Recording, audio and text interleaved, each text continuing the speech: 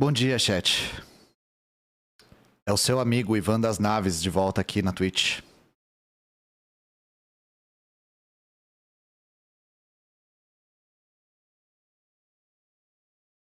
Como vocês estão?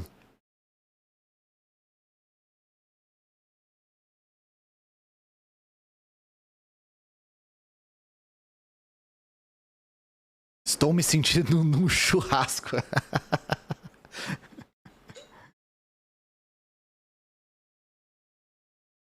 Depois eu coloco Seu Jorge Músicas para Churrasco, volume 1.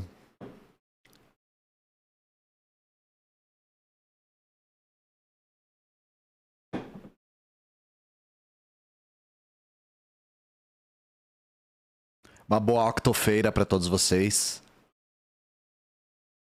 Lembrando que amanhã nós temos minha participação no canal Load, Gil dos Anime, assistindo Alquimista Cheio de Metal.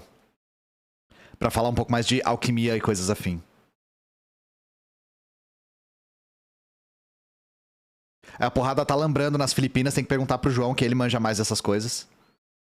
Mas só vi por cima. Sentindo falta do Bom Dia do Mourão, eu tenho evitado colocar porque, assim, vamos não falar dessas pessoas se a gente pudesse, bem que o Mourão agora é senador, né? Bom dia!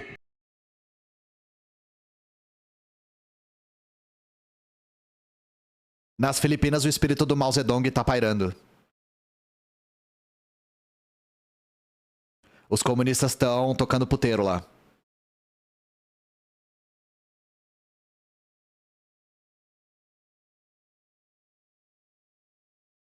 Tá planejando novos vídeos e ensaios? Tô, eu vou falar sobre isso hoje.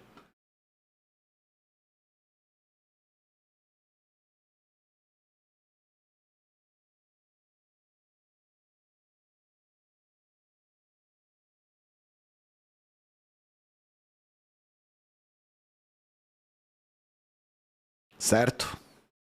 Falar da França, não separei nenhuma notícia da França. O que tá rolando?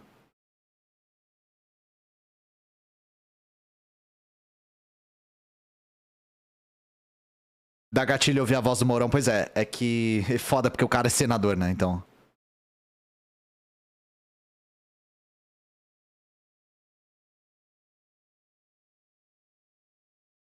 Ah, esqueci de pôr a outra música aqui. Botaram fogo no escritório da BlackRock em Paris. Eu não sabia.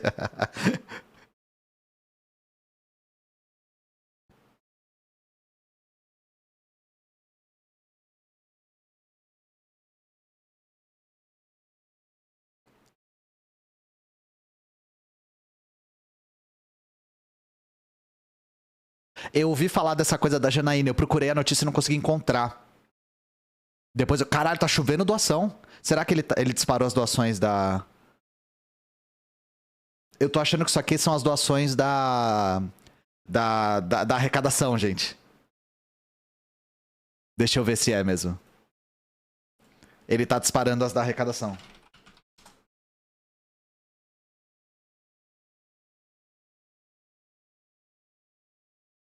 É isso mesmo. Ele tá mostrando as doações da arrecadação que a gente fez com o João. Foram R$ 4.900 em 1h30. Foi bem rápido.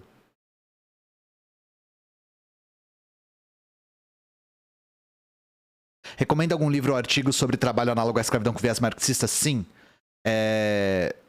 Já já eu vou disponibilizar um documento que eu e a Isa, História da Imagem, fizemos juntos sobre bibliografia sobre a escravidão. E lá tem uns artigos falando sobre escravidão contemporânea com um ponto de vista materialista histórico, assim. Livro eu não achei nenhum, mas artigo eu achei.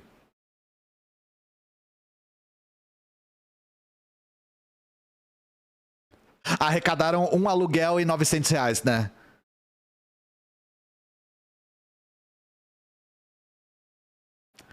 Parabéns aí, conseguiram arrecadar um aluguel e R$ 900. Muito obrigado para todos que contribuíram. A gente vai mensurar as coisas por aluguéis agora, né?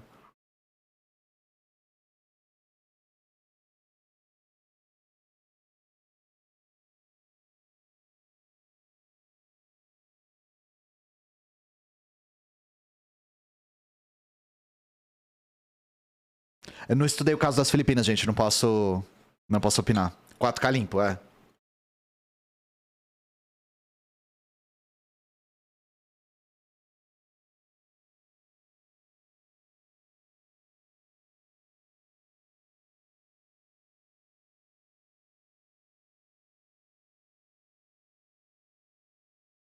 Mas vamos lá, gente. Pra quem é novo aqui, caso vocês não saibam, eu sempre começo a live de um jeito leve. De um jeito pra gente fazer uma amuse-bouche, assim. Um jeito pra gente amortecer o que está por vir, né? E nós temos alguns quadros aqui no começo da live. Gente, quais quadros vocês... Ó, a galera já tá falando metaverso aí no chat. Quais quadros no começo da live a gente costuma abordar? Vocês estão sentindo falta de algum? Gimo leve, gimo gradual, né?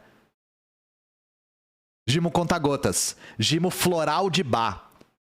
Gimo homeopático. Bitcoin metaverso, né?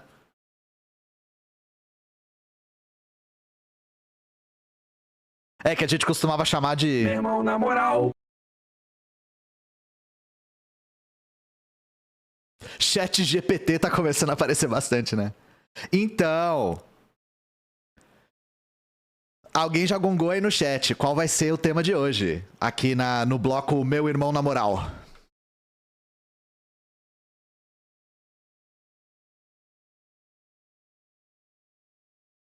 É o nosso bom e velho. O favorito de todo mundo.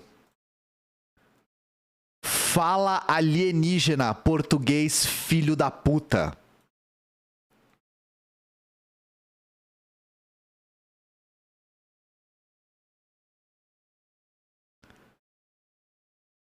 Gente, a galera tá inventando palavra de novo, chat. Chat, faz parar, pelo amor de Deus. Eu não aguento mais, chat. Então aqui nós estamos no Tecmundo, que é a nossa principal fonte de fala português. E nós temos aqui o Doom Scrolling. O que é e como evitar. Acácio Moraes. Nada contra o Acácio Moraes, tá? Que fique claro. Todas as vezes que eu leio esses artigos, gente, não é um ataque ao jornalista, tá? Não tem nada a ver com isso. Não estou menosprezando o trabalho do jornalista, não é isso, sabe? A intenção não é essa.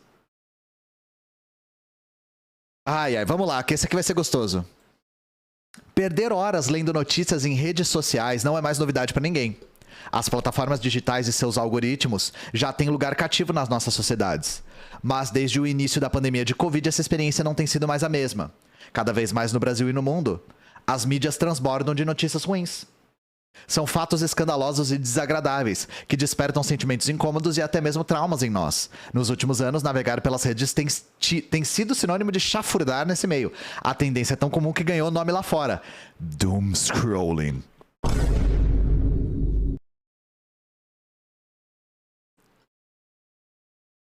Tá, gente. Primeiro, a gente não pode só pedir pro alienígena falar português, né? Não basta pedir pro alienígena falar português. A gente tem que dar uma alternativa. Mr. Bombastic. Nadar de braçada no choro. Como que vocês chamariam Doom Scrolling em português? Seus alienígena. A rolada apocalíptica é uma boa. Rolada apocalíptica. Não parece nada sexual. Eu achei bastante preciso e todo mundo vai entender o que é. Rodando Doom no celular, né? Abril G1. A gente pode chamar de Abril G1. Verdade. Aqui no Brasil, a gente pode chamar de Abril G1, com certeza. Ser brasileiro, né?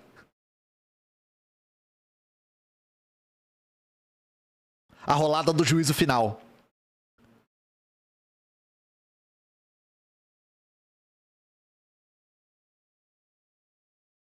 Cotidiano. Perda de tempo. Rolagidon.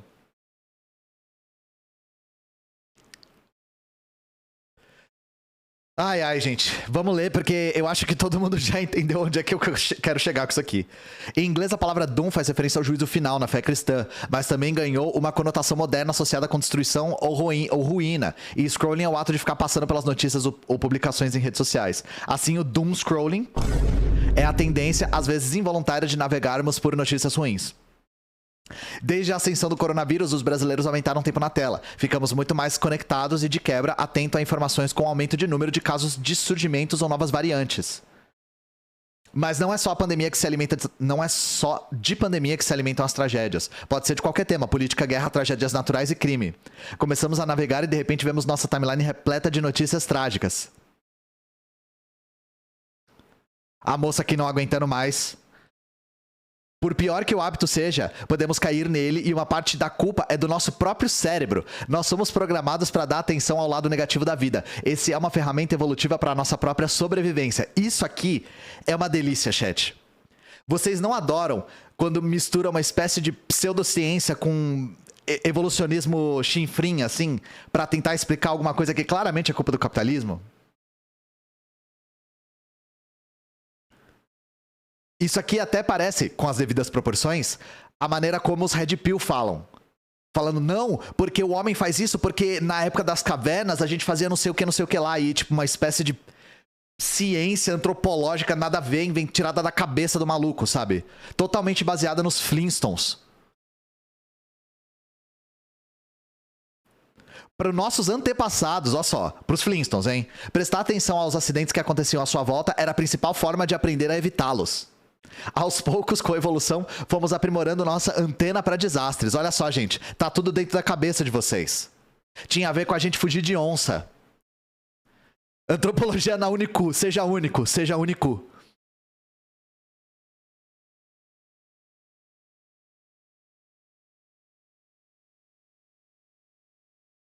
Mas no mundo moderno, essa habilidade pode nos trair, na medida que dar atenção tanto à notícia ruim que sobrecarrega a nossa cabeça.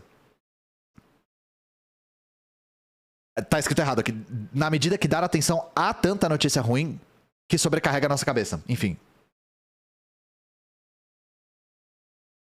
O resultado deixa de ser uma vantagem para a sobrevivência para se tornar um pesadelo. O impacto do doom scrolling varia, podendo causar ou piorar diversos transtornos psicológicos e psiquiátricos, como ansiedade, depressão, e ainda causando a sensação de isolamento. Aqui, dicas, hein? Apele para jogos. Jogue jogo. Fuja da realidade. Jogue Candy Crush. Chat. Eu faço aqui, tá? Eu jogo Jojo pra fugir da realidade. Particularmente, Tekken 7 e Street Fighter 5. Às vezes Guilty Gear.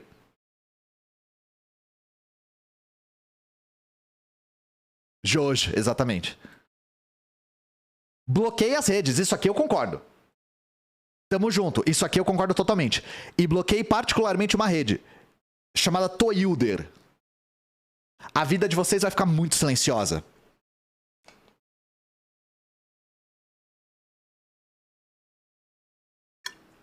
Seja único, seja único.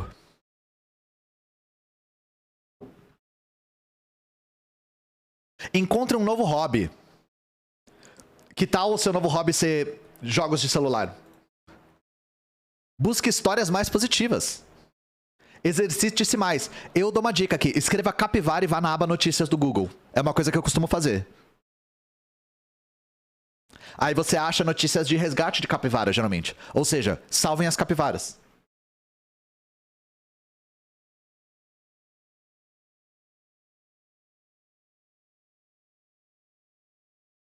Aí, falando sério agora, né? Vamos falar um pouco sobre isso.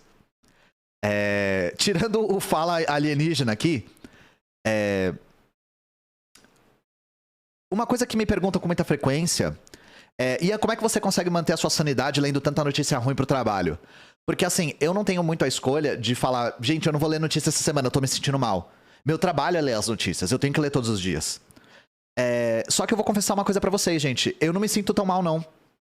Eu não me sinto tão mal. Primeiro porque eu entro em modo de trabalho.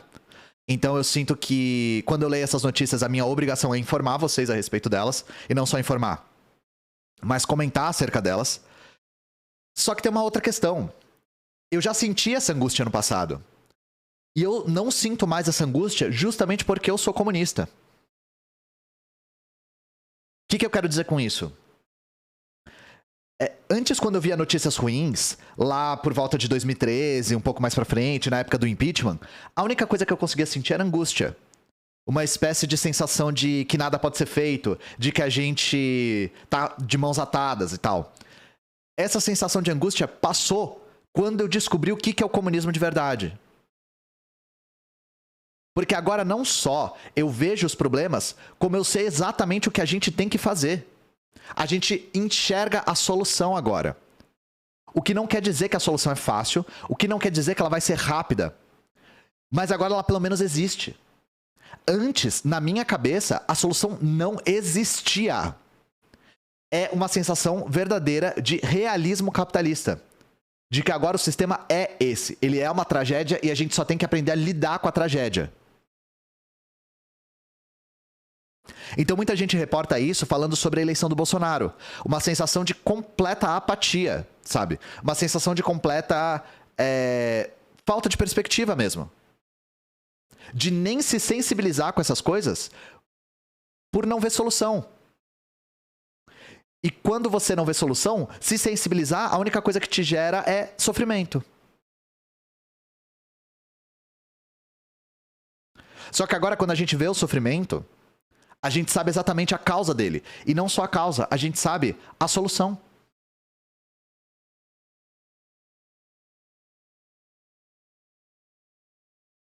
A gente entende por que o Bolsonaro foi eleito. A gente vê o que impediria ele de ser eleito.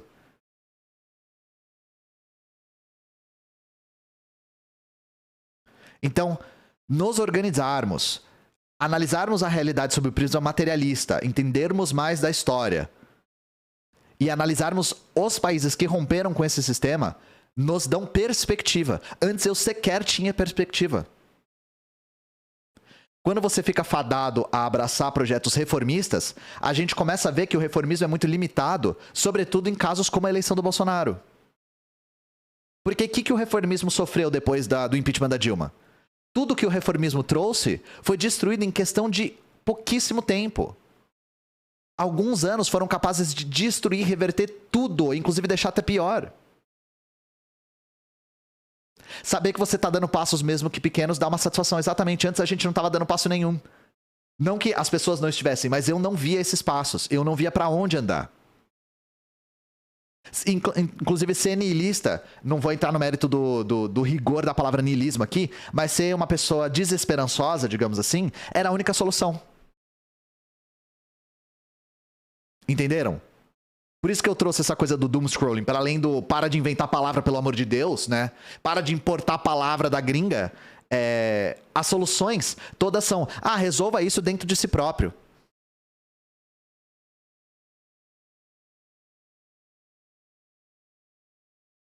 O reformismo nos deixa apáticos por não dar as respostas para as soluções que queremos. E por ser facilmente reversível, porque o poder político ainda está na mão da burguesia.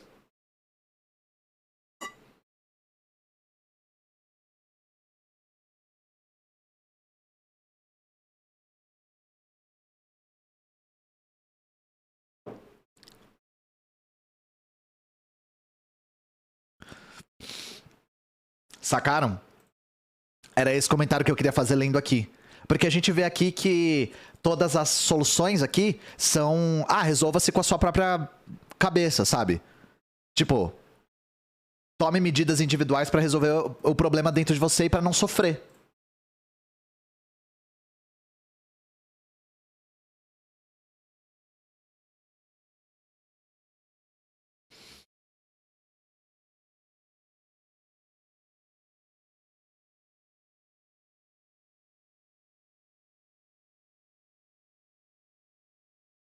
Certo?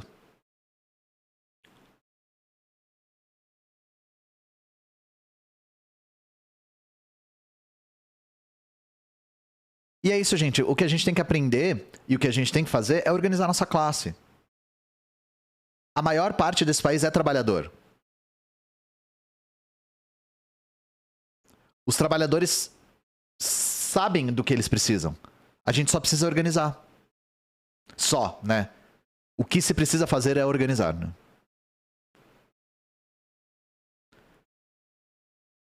Vamos pra próxima notícia curiosa, diga assim, né? Diga-se de passagem.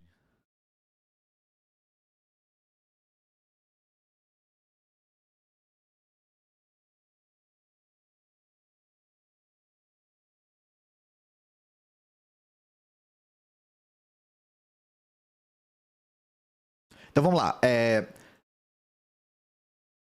Gente, vocês viram a mais nova do Laranjão? Do Trump? Porque eu achei que a gente não ouviu falar dele tão cedo, mas a gente ouviu falar dele mais cedo do que eu imaginava. Saca só essa aqui, ó, na folha. Tiago Amâncio. Trump vira primeiro ex-presidente dos Estados Unidos réu em caso criminal e alega inocência. Ou seja, o ineditismo do Trump continua, né? A questão é, se dependesse de tribunais internacionais, todos os presidentes dos Estados Unidos seriam réus, né?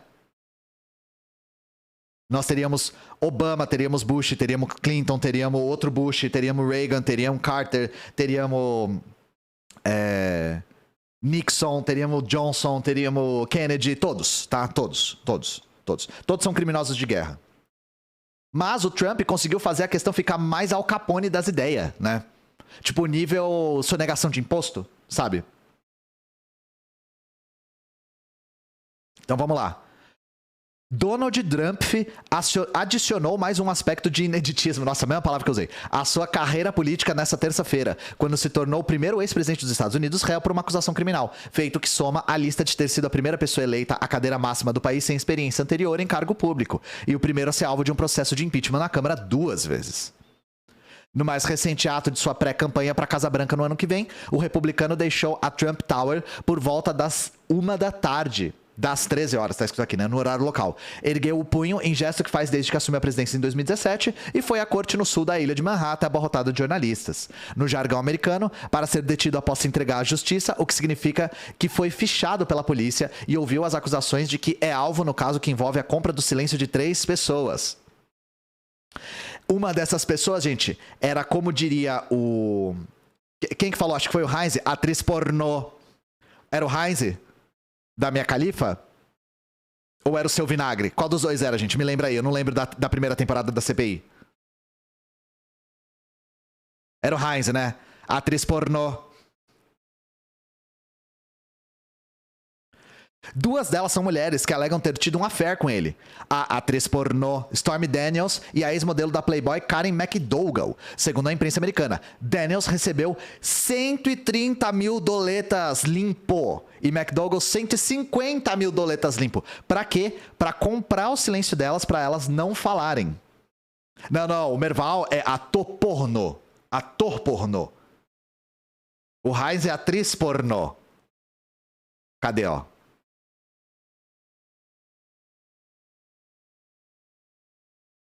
Cadê o áudio? Gente, eu tô com áudio demais.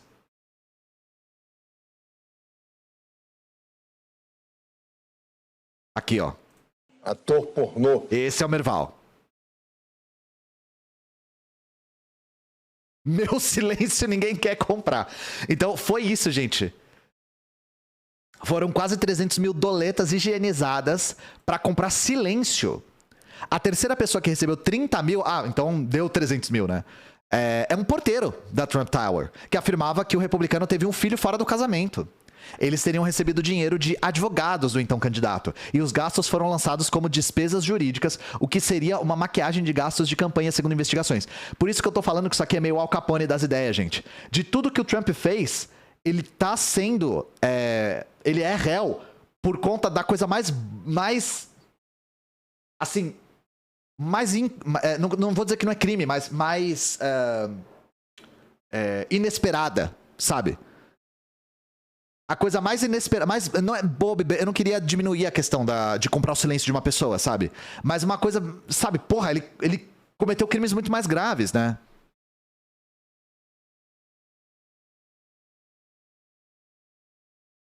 A descalculia do Ian marcando presença, não, porra. 160 mil mais 150 mil dá 310 mil. Tô errado, porra? Só se eu falei em voz alta errado. Mas na minha cabeça as coisas funcionam, tá? Abre aspas. Nossa. Ai, como eu odeio o jeito que o Trump fala, pelo amor de Deus. Tá traduzido aqui, né? Indo pro sul de Manhattan, o tribunal. Parece tão surreal, tudo em caps. Uau, vão me prender, tudo em caps também. Não posso acreditar que isso está acontecendo na América. MAGA. Publicou Trump em sua rede social, a Truth. Rede social flopadaça. Por isso que é importante tirar a plataforma dessa galera, né? Parece outro idioma, existe o Trumpês, né? Na América!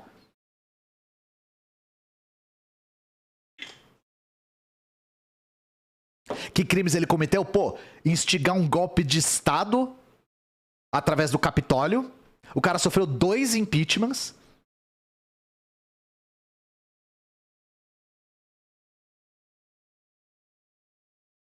Por volta das 15h30, Trump entrou no salão do tribunal e ouviu 34 acusações pelo crime de falsificação em registros comerciais. Cada uma delas que envolvem o lançamento de diferentes registros de 11 cheques que Trump fez para reembolsar o advogado, tem pena máxima de 4 anos. Ele negou tudo, obviamente. Deixa eu ver se tem mais alguma coisa aqui. Olha que bizarrice. Trump já arrecadou 10 milhões de dólares em doações de apoiadores desde que o indiciamento veio a público na última semana, segundo a equipe do republicano. Ou seja, a galera doou dinheiro pra ele porque ele estava sendo acusado. É surreal, né, gente? Só que outra coisa que eu queria mostrar, inclusive nessa toada, é isso aqui, ó. Essa aqui eu posso mostrar na tela.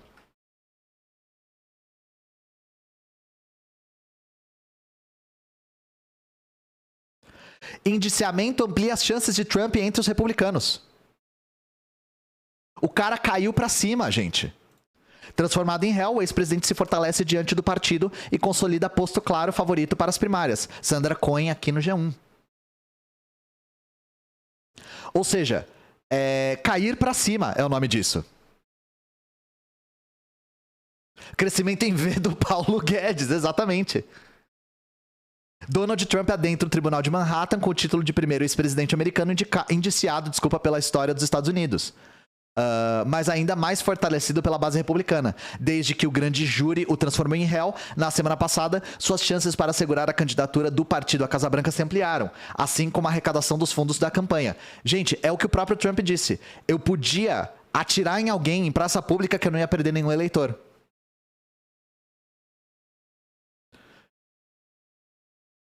A primeira pesquisa realizada após o indiciamento mostrou que Trump bateria o governador da Flórida, Ron DeSantis, que é o homem Flórida, né? A gente falou dele recentemente, com uma vantagem de 26 pontos percentuais em um confronto nas primárias. Há 2 semanas a diferença era apenas 8 pontos, de acordo com a sondagem Yahoo News e YouGov. A indignação fez os seus partidários doarem 8 milhões para a campanha. Isso explica o pronunciamento com viés de comício eleitoral. Ele tá sempre em comício eleitoral, que nem o Bolsonaro, né? Que o ex-presidente planeja fazer ao desembarcar na Flórida, logo após ouvir as acusações criminais que pesam contra ele em Nova York. Será o primeiro discurso como réu, condição incorporada à campanha para obter indicação do Partido Republicano. Mais uma vez, Trump conseguiu aglutinar o partido ao seu redor às custas de um escândalo. Concordou ou não com o indiciamento. Concordando ou não com o indiciamento, lideranças republicanas não tiveram outra alternativa a não ser apoiar o Trump e vilanizar o promotor Alvin Bragg pelas suas acusações criminais sobre um suposto suborno à ex-atriz pornô Stormy Daniels. Então é cair pra cima o nome disso aqui. Eu sinto que o Trump só vai perder eleitor o dia que ele falar a verdade, né? Uma escolha muito difícil, né? O Ron DeSantis e o Trump, escolha muito difícil.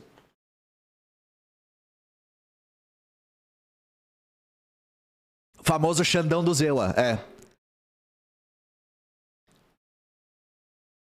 Ator pornô.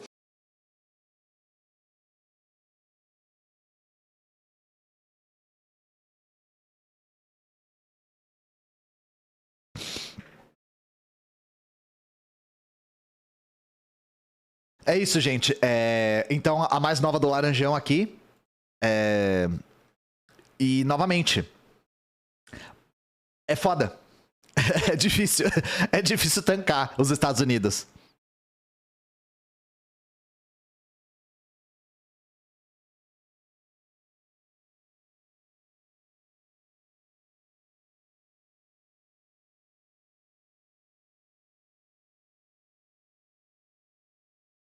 E falando nos Estados Unidos, gente, Uma notícia curiosa aqui pra gente analisar. China divulga relatório sobre violações de direitos humanos nos Estados Unidos em 2022. Gente, isso aqui é meio o poste mijando no cachorro, né? A China divulgou um relatório sobre violações de direitos humanos nos Estados Unidos. Pensa na inversão de valores que é isso aqui, né? Eu achei sensacional. Full freedom, exatamente. Eu achei sensacional isso aqui. O texto é bem longo, ó. Eu vou mostrar pra vocês. Depois eu deixo como referência. Aqui tá em imperialismo o texto. Report on Human Rights Violations in the United States in 2021. Tá 2021 aqui. Aqui falou 2022, né? Ah, eles lançaram em 2022, mas o texto é de 2021, né? Ah, aqui o texto todo. Ó, é bastante coisa. Aqui, eu não sei se foi a própria Fórum que fez. Aqui, não, desculpa, Yara Vidal. Mas tem um resumão aqui, vamos ler. Publicação do documento ocorre em meio a escândalo de... desculpa, eu tô lendo muito mal hoje. A escalada de tensões entre as duas maiores economias do mundo e consiste em uma resposta dura e contundente de Pequim às reiteradas acusações de Washington de que o país asiático viola os direitos humanos. Então é uma resposta no mesmo pé. Usando o poder geopolítico mesmo para dar o troco na mesmíssima moeda. O ano de 2022 testemunhou um revés histórico para os direitos humanos nos Estados Unidos. No país que se autodenomina defensor dos direitos humanos, doenças crônicas como política monetária, discriminação racial, violência armada e policial e polarização da riqueza são desenfreadas. A legislação e a justiça dos direitos humanos sofrem um retrocesso extremo, minando ainda mais os direitos e liberdades básicos do povo estadunidense. Já era ruim, mas agora tá ficando pior mesmo, não dá pra negar. Essas informações constam no relatório sobre violações de direitos humanos nos Estados Unidos em 2022, documento do Gabinete de Informação do Conselho do Estado da China. Eu não sei se é o mesmo texto agora, porque aqui tá 2021. Mas mesmo assim, existe isso aqui. Não sei se é um equívoco de quem levantou ou se é outro texto, tá?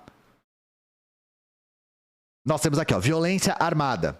O texto aponta que o governo dos Estados Unidos relaxou bastante o controle de armas, o que resultou em alto número de mortes por violência armada. Democracia em risco, aqui o Capitólio, né? As eleições do meio de mandato se tornaram as mais caras dos Estados Unidos e a democracia ao estilo estadunidense perdeu apoio popular. O custo das eleições de meio de mandato de 2022 ultrapassou mais de 16,7 bilhões de dólares americanos. Racismo em alta. O racismo tem aumentado e as minorias étnicas sofrem discriminação generalizada. Os crimes de ódio baseados em preconceito racial nos Estados Unidos aumentaram drasticamente entre 2020 e 2022. Queda da expectativa de vida. A expectativa de vida despencou e as mortes por abuso de drogas continuam a subir. De acordo com o relatório divulgado em agosto de 2022 pelo Centro Nacional de Estatística de Saúde do Centro de Controle de Prevenção de Doenças dos Estados Unidos, a expectativa média de vida nos Estados Unidos caiu 2,7 anos.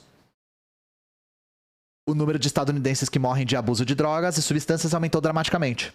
Mais de 100 mil por ano. Retrocessos nos direitos das crianças. O ambiente de vida das crianças é preocupante nos Estados Unidos. Mais de 5.800 crianças menores de 18 foram feridas ou mortas a tiro no país. E o número de tiroteios em escolas chegou a 302, maior desde 1970. Criação de desastres humanitários. Abuso de força dos Estados Unidos e as sanções unilaterais criam desastres humanitários. Desde o início do século XXI, o país realizou operações militares em 85 países em nome do antiterrorismo. Imigrantes. A questão da imigração tornou-se uma ferramenta de luta partidária e as farsas da imigração foram encenadas em grande escala, fazendo com que os imigrantes enfrentassem extrema xenofobia e tratamento cruel. Para a China, cúpula pela democracia organizada pelos Estados Unidos cria divisão. Isso aqui a gente falou no dia, inclusive, né? Será realizada a segunda edição da Cúpula pela Democracia em formato virtual. O evento é liderado pelo presidente dos Estados Unidos, Joe Biden, envolve 120 países. O governo chinês comentou o evento nesta terça-feira, abre aspas. O mundo precisa de solidariedade e cooperação que possam realmente resolver os problemas enfrentados pela comunidade internacional, em vez da chamada Cúpula pela Democracia, que cria confrontos. Porque, se eu não me engano, nessa cúpula não foram chamados alguns países, inclusive a China. Acho que não foi chamada a Rússia, não foi chamada a Venezuela, não foi chamada a Cuba, não foi chamada a Nicarágua. Se eu não me engano, tá, gente? Tô lembrando de cabeça aqui. Então, curioso, né? Fazerem com os Estados Unidos o que eles fazem com os outros países. Meteram um Radio Free America aqui. 85 intervenções, exatamente. Em 33 anos, não, em 23 anos.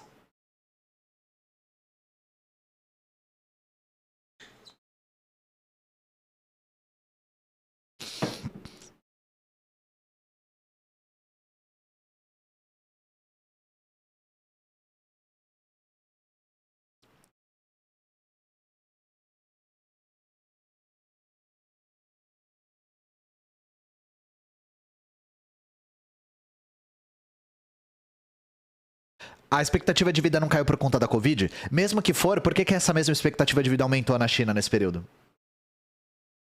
Não vamos achando, gente, que só porque a Covid é algo natural, tá? Os Estados Unidos é recordista mundial em mortes pela Covid. Isso não é o vírus, tá? Por que o país mais populoso do mundo, que é a China, não teve tanta morte? Em número absoluto. Uma escolha política. Então, mesmo que for pela Covid, eu não tenho certeza se é, mas mesmo que for, e daí? Continua sendo grave.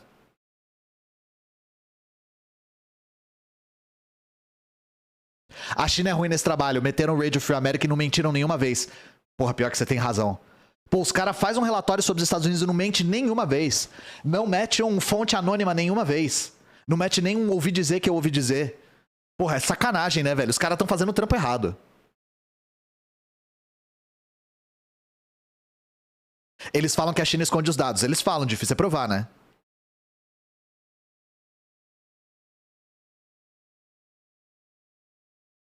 O doutor Eulino, né? Doutor Eulino Zap.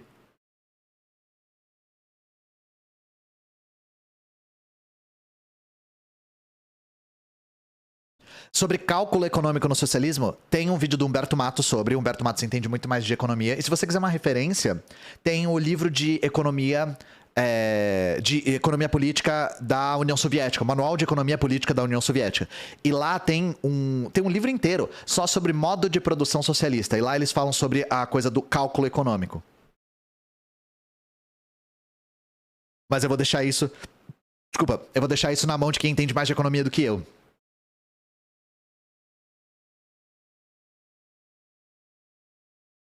Isso, os caras nem meteram uma foto de outro lugar em outra época, sabe? Mostrando um protesto de um lugar falando que é no outro. Nem tentaram fomentar uma revolução colorida. Os caras não sabem fazer isso, mano. Tem que aprender muito, tem que comer muito arroz com feijão ainda.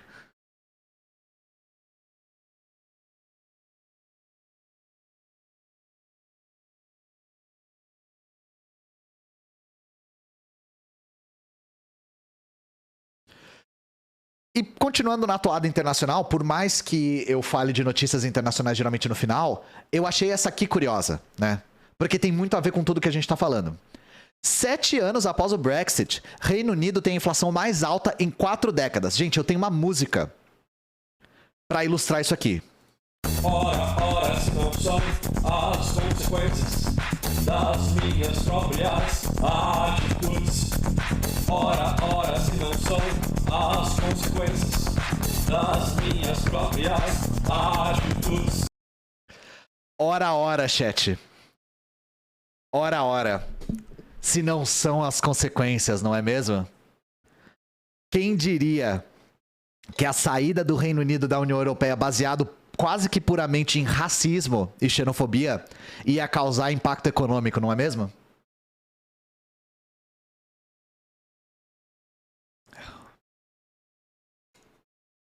Desde que saiu formalmente da União Europeia, o Reino Unido perdeu mais de 460 mil trabalhores europeus. Isso aqui é muito ilustrativo, tá? Pesquisa mostra que cerca de 20% dos que votaram pela saída da UE estão arrependidos. Ora, se não são. Aí, gente... Olha, eu não posso pôr o vídeo, senão eu vou me fuder, mas dá uma olhada só. Não! Vocês viram, vocês conseguiram ver quem tava olhando pra tela. Eu não cliquei, eu só esfreguei o mouse em cima.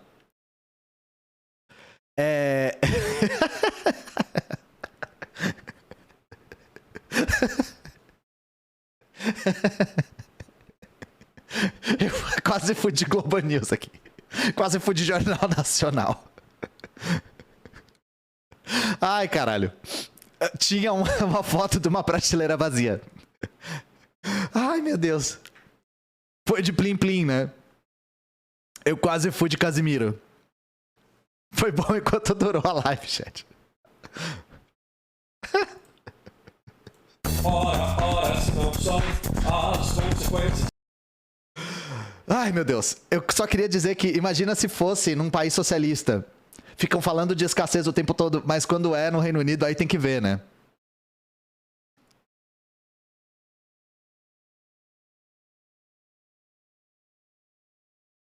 Como é que eu ia saber que se eu esfregasse o mouse no William Bonner ia dar play, tá ligado? Enfim, nesse fim de semana, milhares de pessoas enfrentam até 14 horas de espera para atravessar o Canal da Mancha entre o Reino Unido e a França. O porto de Dover, na Inglaterra, chegou a decretar estado de incidente crítico. Uma combinação de fatores gerou caos na região. Ventos fortes, maior volume de veículos saindo para a Semana Santa e a demora de checagem dos passaportes de quem viaja entre os dois países. Essa burocracia entre os vizinhos europeus é só uma das consequências de uma decisão que os britânicos tomaram há quase 7 anos.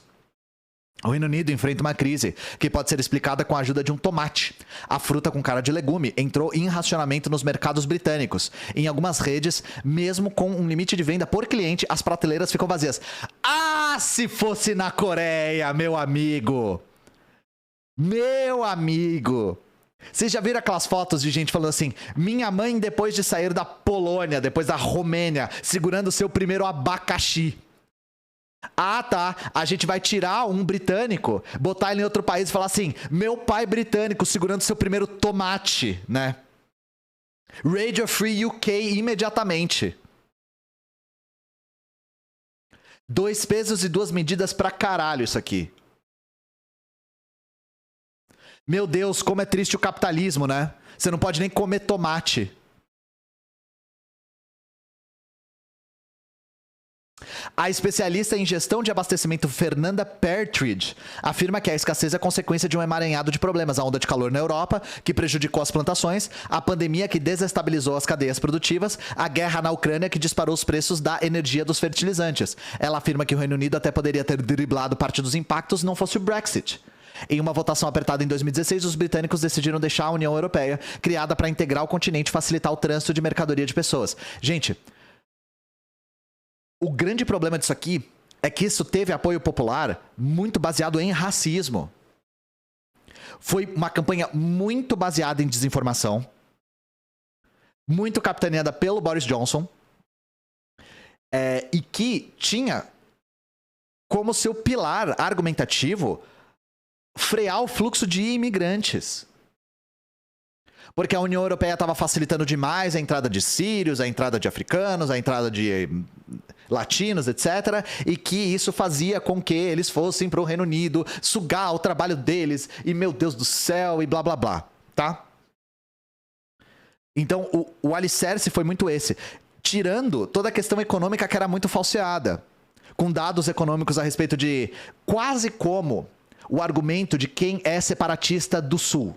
Falando, não, porque o Sul gera impostos não sei o quê e o Nordeste ganha impostos. Sabe esse argumento idiota e racista pra caralho? É muito semelhante. Dá pra gente fazer um paralelo, dadas as devidas proporções também, entre o separatismo do Brexit e o separatismo do Sul e de São Paulo, por exemplo, né? Que é muito baseado em racismo e xenofobia. O pesquisador da Universidade King's College, Joe Reland, explica que esse resultado teve como principal motivo a imigração. Como cidadãos da União Europeia, trabalhadores de outros 27 países podiam ir e vir sem impedimentos, o maior objetivo do Brexit era controlar esse fluxo, foi o que eu acabei de falar. E as promessas iam além. Sobrariam mais verbas para o sistema público de saúde, mais emprego para os britânicos e salários mais altos. Gente, eu não vou ler nem o resto. Onde que está o problema aqui? Vocês são inteligentes. Onde é que está o problema nessa lógica aqui? De frear o fluxo imigratório para sobrar mais emprego e para o salário subir. Tem um problema nisso aqui, chama-se realidade.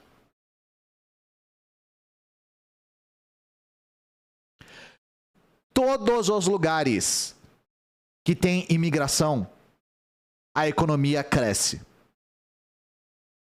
Os imigrantes vão para trabalhar, tá? E os imigrantes vão para fazer trabalho árduo, com mão de obra barata, e são super explorados. O próprio primeiro-ministro, o Rishi Sunak, falou: se você é imigrante ilegal, você não vai ter proteção contra trabalho escravo. O que ele está querendo dizer? Escravizar um imigrante ilegal é muito mais fácil.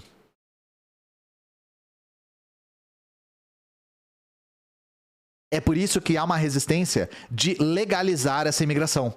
Porque com o imigrante ilegalizado é muito mais fácil explorá-lo.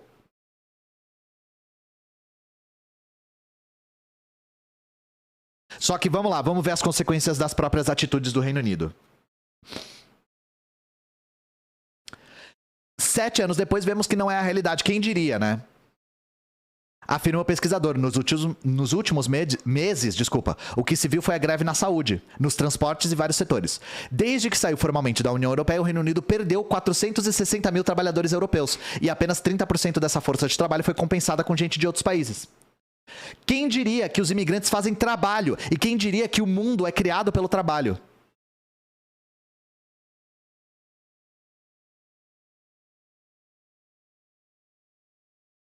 Aonde você vai em uma rua do centro de Londres, por exemplo, você vê cartazes dizendo contrata-se, porque várias empresas estão tendo dificuldades reais em preencher as vagas de emprego hoje em dia. Quem trabalhava eram os imigrantes, gente. No setor de serviços na Europa, a gente vê muito imigrante trabalhando. Em restaurante tem muito trabalho de imigrante.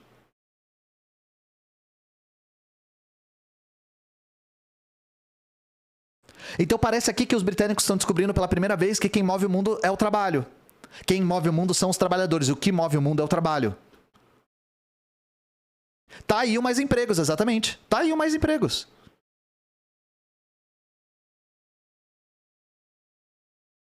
Não vimos um aumento de empregos para britânicos, porque falta trabalhador em setores que dependem muito da imigração. Tem menos gente trabalhando em lojas, nos transportes e também nas plantações de tomate.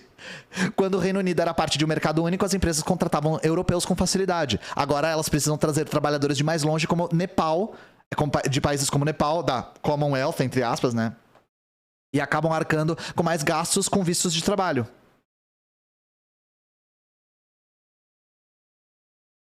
O Brexit aumentou o preço dos alimentos em cerca de 6%.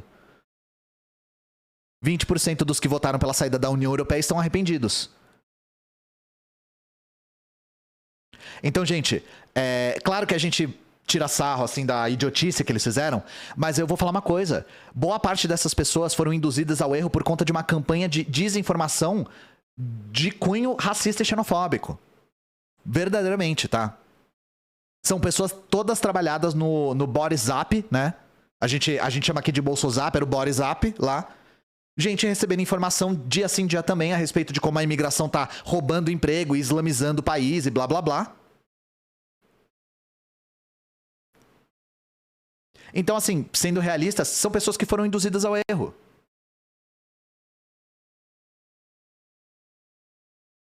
Agora, como é que fala chupa cacana é doce em inglês, né? Como o camarada disse aí no chat.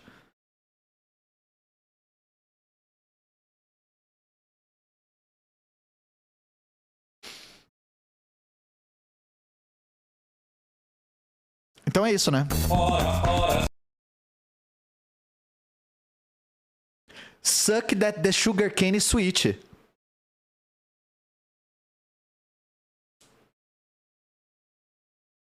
Tem que trazer mão de obra barata das colônias. Pois é, né? Quem diria que quem trabalha são os imigrantes? Ah, a Cambridge Analytica também estava envolvida no Brexit? Eu não lembrava.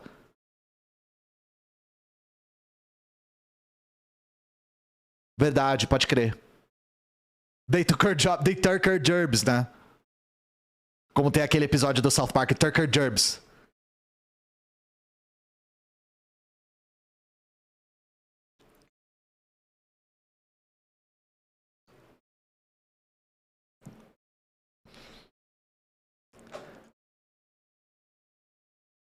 Suck that it's grape.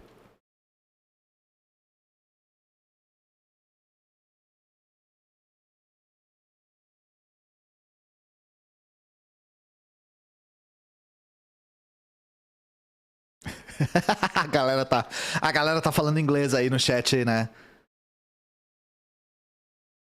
E aí, última notícia do meu irmão na moral, né? Meu irmão, na moral. Só pra gente encerrar o primeiro bloco aqui, eu passar um café pra mim, pra eu ver se eu consigo ler um pouco melhor. Na véspera de depoimento pra PF, Bolsonaro entrega terceiro kit de joias. Eu asmei. Eu não gostei. Eu asmei.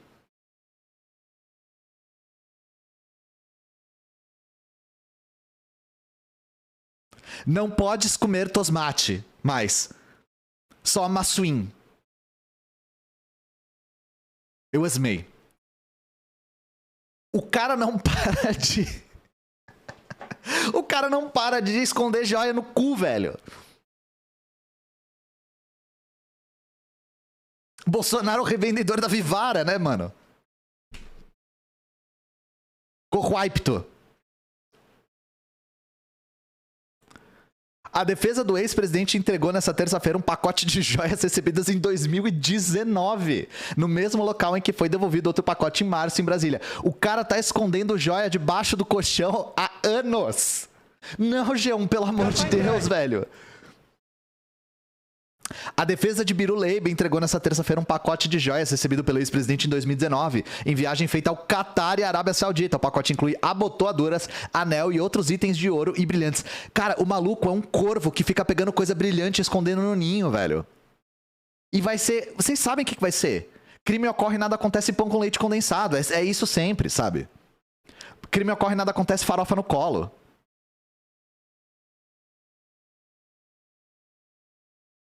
Os itens foram entregues na mesma agência bancária em que, no final de março, a defesa devolveu um outro conjunto de joias e armas recebidas por Bolsonaro. Os advogados de Bolsonaro já tinham avisado ao Teucu que devolveriam as joias até que haja uma decisão final sobre a qual deve ser o destino dos itens, como publicou o blog. Esse conjunto foi recebido em mãos pelo próprio Bolsonaro. O estojo inclui um relógio Rolex, uma caneta, abotoaduras e outros itens de ouro e brilhantes. O pacote, estimado em 500 mil limpo, ficou guardado em uma fazenda do ex-piloto Nelson Piquet. Ai, meu Deus, o Brasil não é pra principiantes, velho.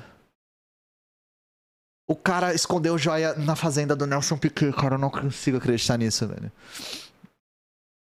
Uber de facho pra caralho, mano. Nossa, o Nelson Piquet é muito Uber de facho, velho.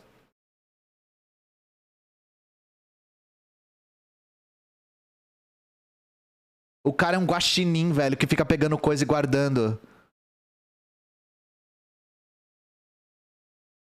Em petição direcionada ao ministro Augusto Nardes, a defesa do ex-presidente afirmou que esse novo conjunto de joias, cuja existência foi revelada pela imprensa, não eram objeto da representação original do Teucu, que versava sobre joias recebidas pela comitiva na Arábia Saudita em 2021. Ah, é só isso, tá?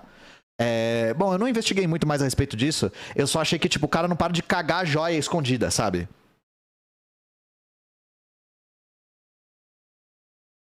O cara é acumulador, né? Ele é hoarder.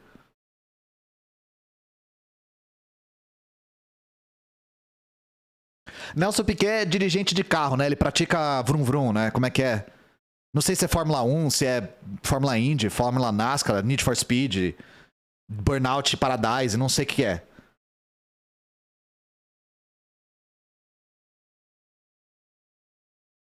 Ele dirige... É Fórmula Nazi. Ele dirige carro rápido lá,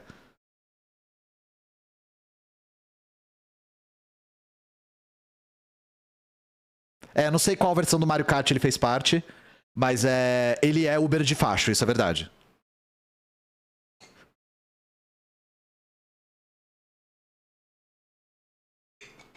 Enduro, isso. Enduro é o melhor. Carrinhos velozes e curiosos.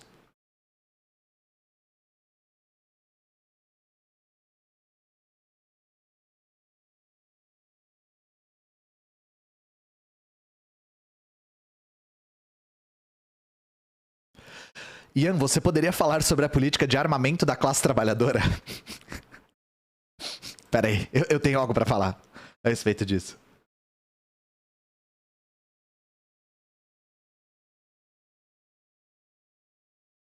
Eu tô perdendo meus áudios. Tu fala pra você mesmo, hoje não. Hoje eu vou resistir. Aí tu segura, tu respira, tu tranca aqui, ó. Gura! Hoje não, velho. Hoje não. A minha guarda tava baixa. Eu tava dando risada, a gente tava brincando aqui no chat. Aí você... foi de esquerda, você... Vixe. Não, você acha? Pô. Aqui tem que dormir com o olho aberto, mano. Você tá indo, eu tô indo de novo, porque eu já voltei, já tô indo pela terceira vez. Você é louco. Vou te dibrei, mano.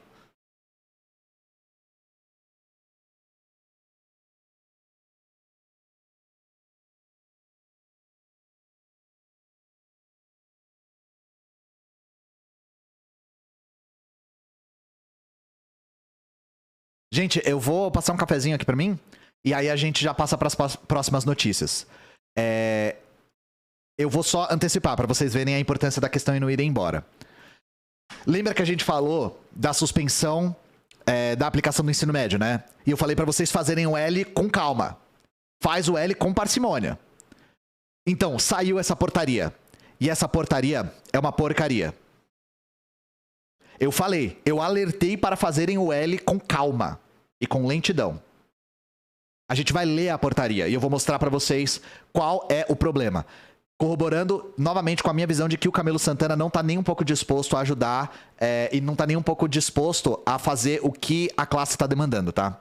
Pisque o L lentamente, exatamente. Vou deixar vocês aqui com as capis. Voltei, gente. Desculpa a demora. Eu esqueci de falar uma coisa. Tem algumas coisas que eu tô pensando em mudar aqui. Então, eu queria saber mais ou menos o ponto de vista de vocês. Vocês sabem que recentemente eu tenho colocado as minhas lives em podcast. Então, Spotify e outras plataformas, Orelo, etc, né? Inclusive, saiu um episódio novo hoje, então se vocês quiserem ouvir, exclamação podcast. Só que a questão é, eu não acho que tá valendo o investimento.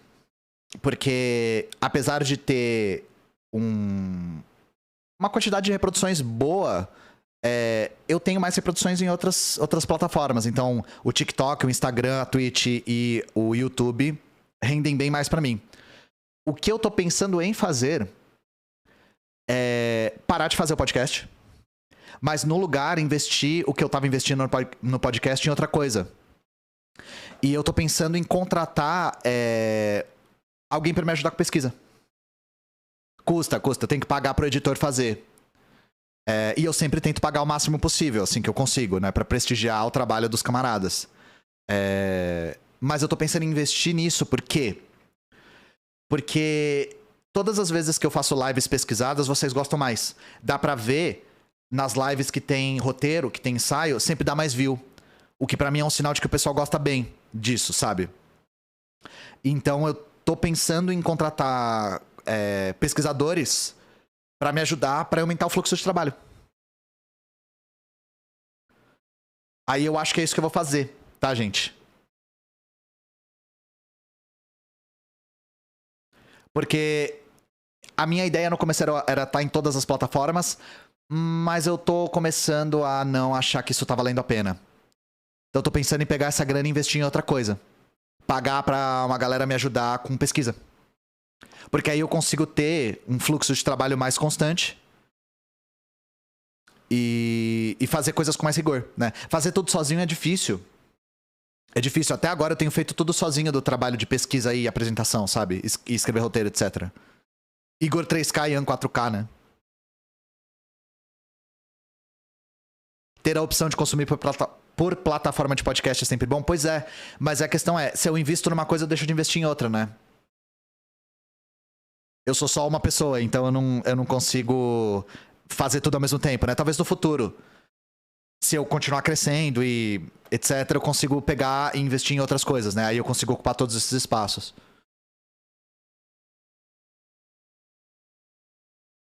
Mas eu não tenho financiamento a não ser vocês. Toda a minha grana vem de doação. E de propaganda que passa no YouTube, etc, sabe?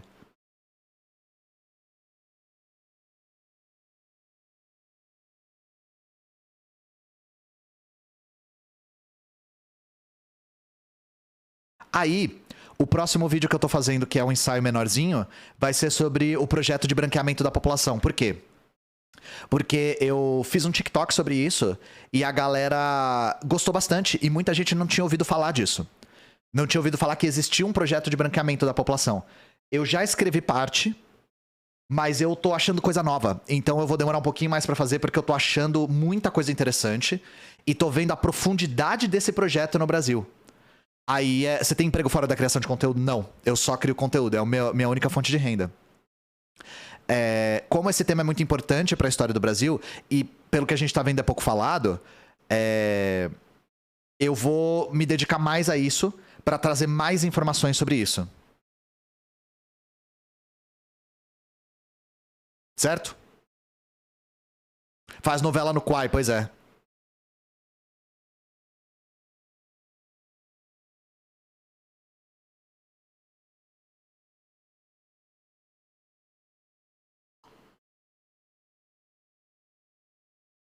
Ó, eu só vou fazer um comentário sobre isso. Ninguém da Soberana vai responder às acusações do trotskista que foi no Aderiva. Eu acho errado ignorar ele assim. Gente, sabem no futebol, quando não tem ninguém sendo marcado e a galera fala assim, deixa que Deus marca? Trotskista, deixa que Deus marca.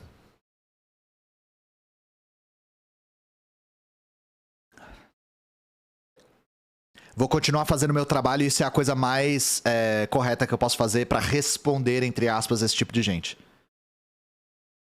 Deixa que a natureza marca esse aí.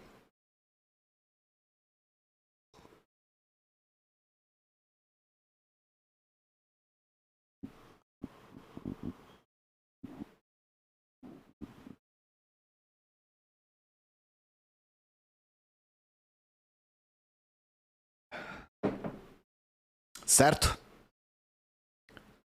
Um monte de trampo pra fazer, não vou ficar respondendo o cara não, tá? Desculpa. O cara pode falar o que ele quiser lá, não tem problema não.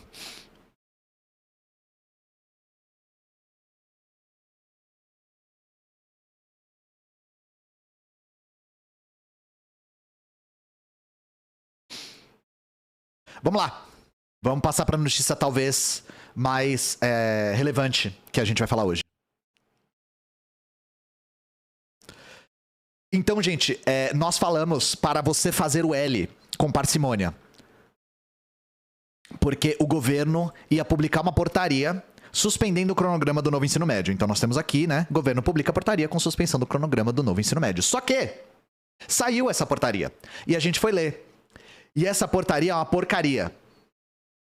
Então, assim, se você fez o L efusivamente, desfaça o L. Porque aqui a gente vai ver que a gente tem que continuar nas ruas, tá? Prazo estipulado na medida publicada nessa quarta-feira de 60 dias limpo. Getúlio Xavier na carta. O governo federal publicou nessa quarta-feira, dia 5, a portaria que suspende a implementação do novo ensino médio por 60 dias. Guardem essa informação. Vamos ver a portaria. Diário Oficial da União. Artigo 1. Suspender os prazos que tratam do artigo 4º, 5º, 6º e 7º da portaria do MEC. Por 60 dias. Vamos às portarias?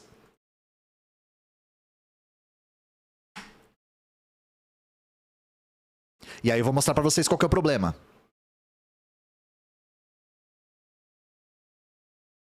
O site do governo é muito lento, então esperem um pouquinho.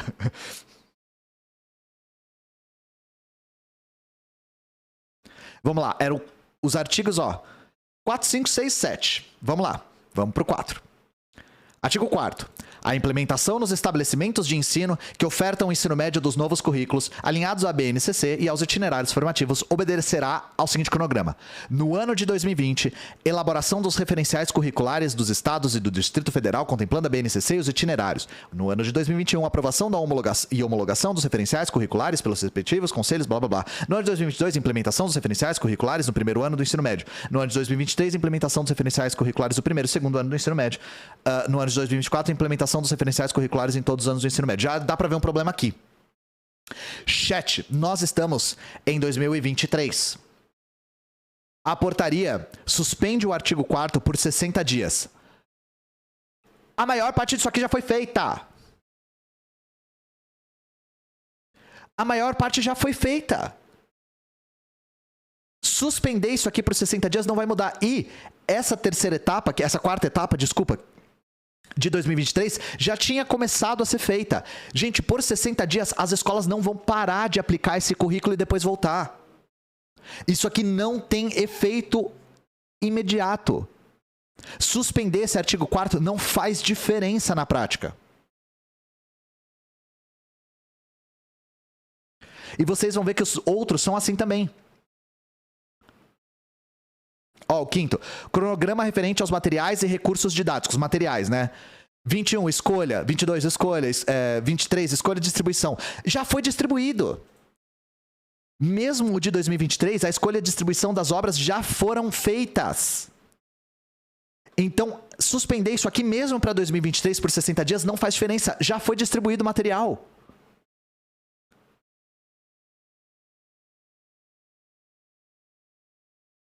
E a questão do Enem o Enem seria só em 2024, a aplicação do Enem conforme as diretrizes do novo ensino médio. 2024. Suspender em 2023 por 60 dias não muda isso aqui.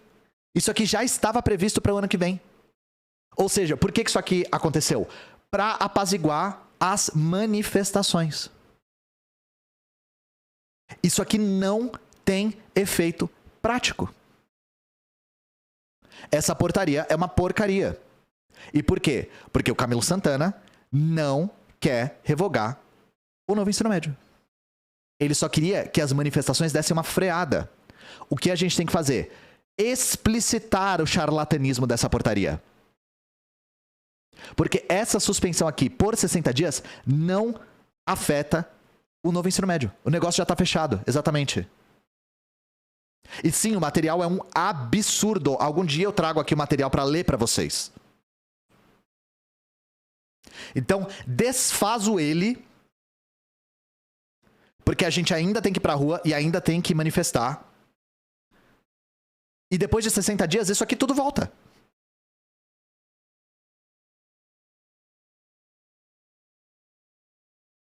O novo material lá do PNLD é bem ruim e já foi distribuído.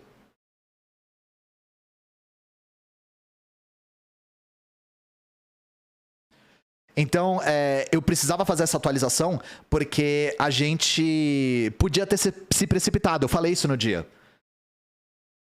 L de lobby, é o único L que dá pra fazer.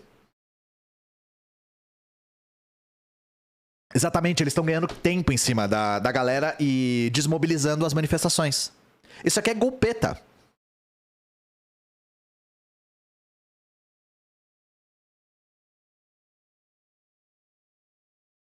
Me tirou a calcinha, me deixando apenas de sutiã e calcinha. Foi isso aqui que aconteceu, sabe?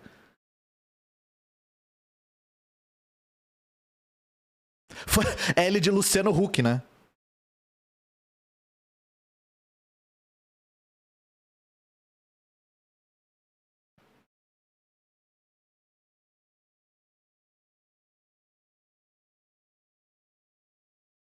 Vários sindicatos e organizações acabaram fisgados pela falsa sensação de vitória.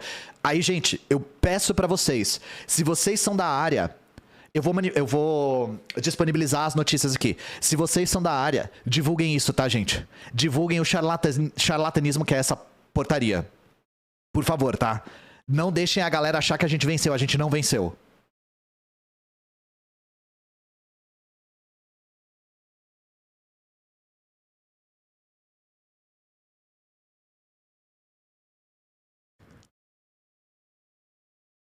Ah, caralho, tem cada uma no... Ai, meu Deus.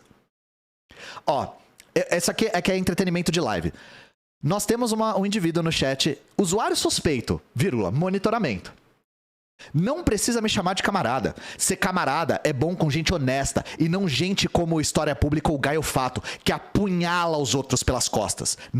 Não sou fã do Petri, mas aquilo que o Gaio Fato fez foi mau caratismo. Essa desonestidade de marxistas pega demais. Gente, realmente, grave. Sirene, grave, Sirene. Muito grave. Muito obrigado pela sua opinião, usuário sendo monitorado. Sua opinião vai ser arquivada e vai ser analisada no futuro. Eu vou levar para o departamento do Gaio Fato aqui no meu canal.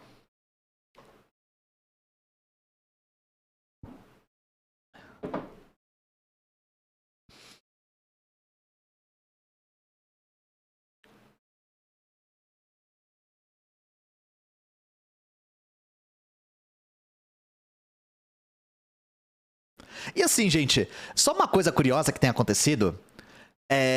Toda vez que o Gaio Fato é envolvido em algum tipo de controvérsia, as pessoas me acusam de estar envolvido. Não sei se fazem isso com ele, mas tipo, porra, o Gaio Fato falou sei lá o que do Petri, vou ter que bloquear o Ian Neves. E não é a primeira vez que isso acontece, eu não consigo entender muito bem se acham que eu e ele somos realmente o cat dog, sabe? É só porque a gente tem história no nome.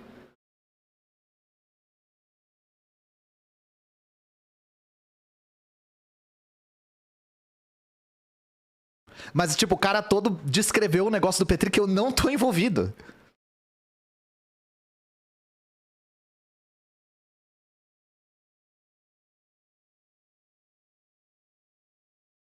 Virou um ótimo copy-pasta.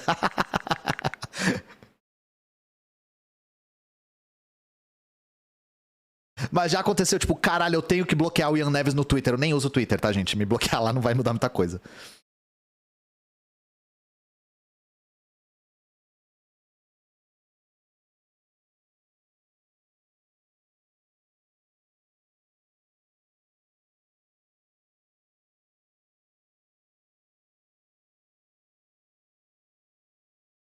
Mas tá, eu só vou pôr a portaria aqui, ó. Eu vou pôr as duas coisas pra vocês verem. Aqui tem a portaria do governo recente. E aqui tem a portaria que foi suspensa, né? As duas coisas são importantes. Porque mesmo a Carta Capital não deixa muito claro o que tá acontecendo.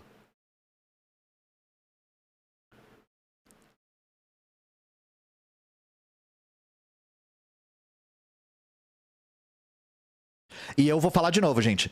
Eu não critiquei, pra quem assistiu, eu defendi a postura do Gustavo, tá? Eu defendi a postura dele.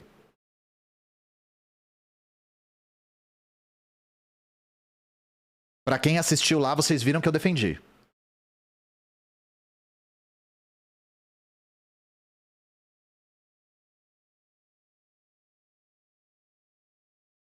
Fizeram copy-pasta com os emotes, né?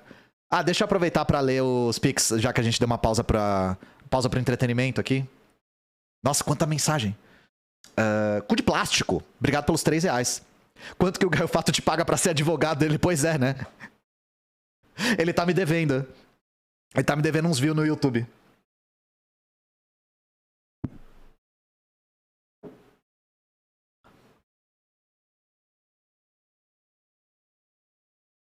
Sabe o que eu acho fantástico, gente? O tanto de gente perguntando o que aconteceu com o Gaio Fato no chat mostra que o Twitter não serve pra nada, tá ligado? Tipo, o Twitter é um mundo que devia ser esquecido, porque o que acontece lá fica lá e não serve pra porra nenhuma.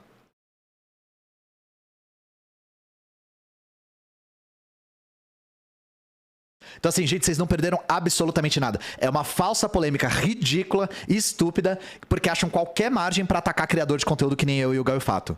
É assim. Por isso que eu me solidarizo muito com ele, porque eu sei o que ele passa, eu passo pela mesma coisa. E, inclusive, quando ele passa, eu passo por tabela, mesmo não estando envolvido.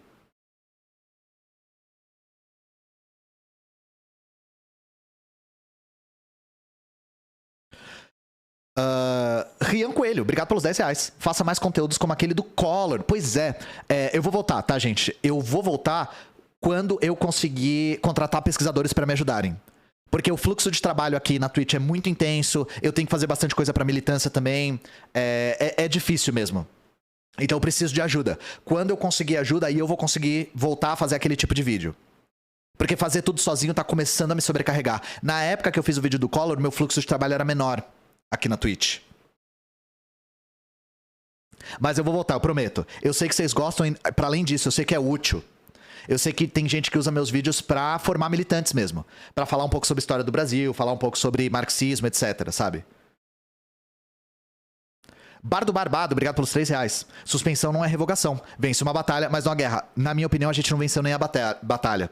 Sinceramente, nem é uma batalha vencida. É uma batalha travada. E que teve uma espécie de armistício, mas temporário, a troco de absolutamente nada. Anônimo, obrigado pelos R$30 limpão. Cu de plástico de novo, eu perdi o começo. Você comentou Estados Unidos versus BRICS? Não, eu não consigo ler muito sobre política internacional, gente. Então eu evito falar de coisas que eu não tenho muito o que comentar.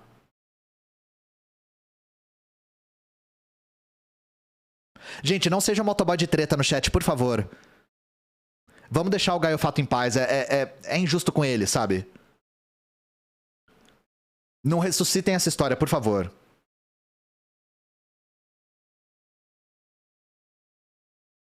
Bardo Barbado, obrigado pelos R$5. Minha terceira contribuição, posso pedir música? As músicas aqui na live são sempre o mais ambiente possível. Lil Plabo, lembro de você. Obrigado pelos R$3. Adorei você no podcast, espero ter ajudado na conversa. Eu respondi a 800 perguntas sua. Anônimo, Ripian, obrigado pelos R$100. Obrigado pela grana aí pra eu recuperar meu canal da Twitch depois que eu dei play no vídeo da G1, né? Você conhece o podcast Hardcore History? Não conheço. Obrigado pelos R$5. Não conheço. Não ouço muito podcast em inglês. Nebula Pollux, obrigado pelos R$3. Graças a você, agora tô na UP. Muito obrigado. O melhor presente que vocês podem dar pra gente é falar que vocês se organizaram por nossa causa. Presidente Gozado, obrigado pelos R$5. Qual a sua opinião sobre a AND ser contra o P e o PCB? Não tenho muita opinião. Gonzalistas são contra esse tipo de partido, gente. Eu já falei sobre isso antes.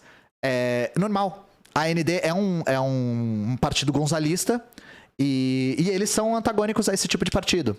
Como o PCR, o PCB, a UP, etc. Isso eu não tenho que achar nada, é só uma coisa que é, sabe?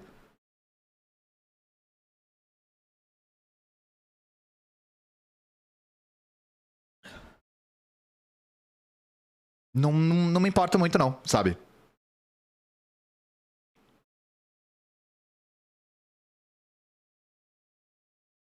É, um partido, um movimento pela reconstrução de um partido, que seja, assim.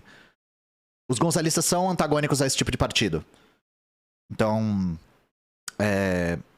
assim, não é muito relevante pra mim, eu não sou gonzalista, sabe?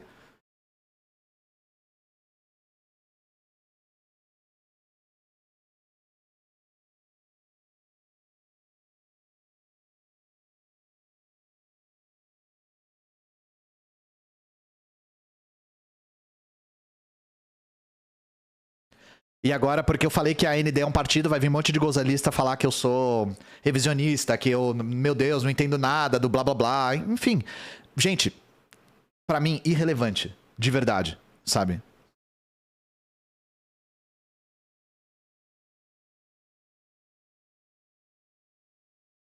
O que é gonzalismo? Nada que vá mudar a vida de vocês.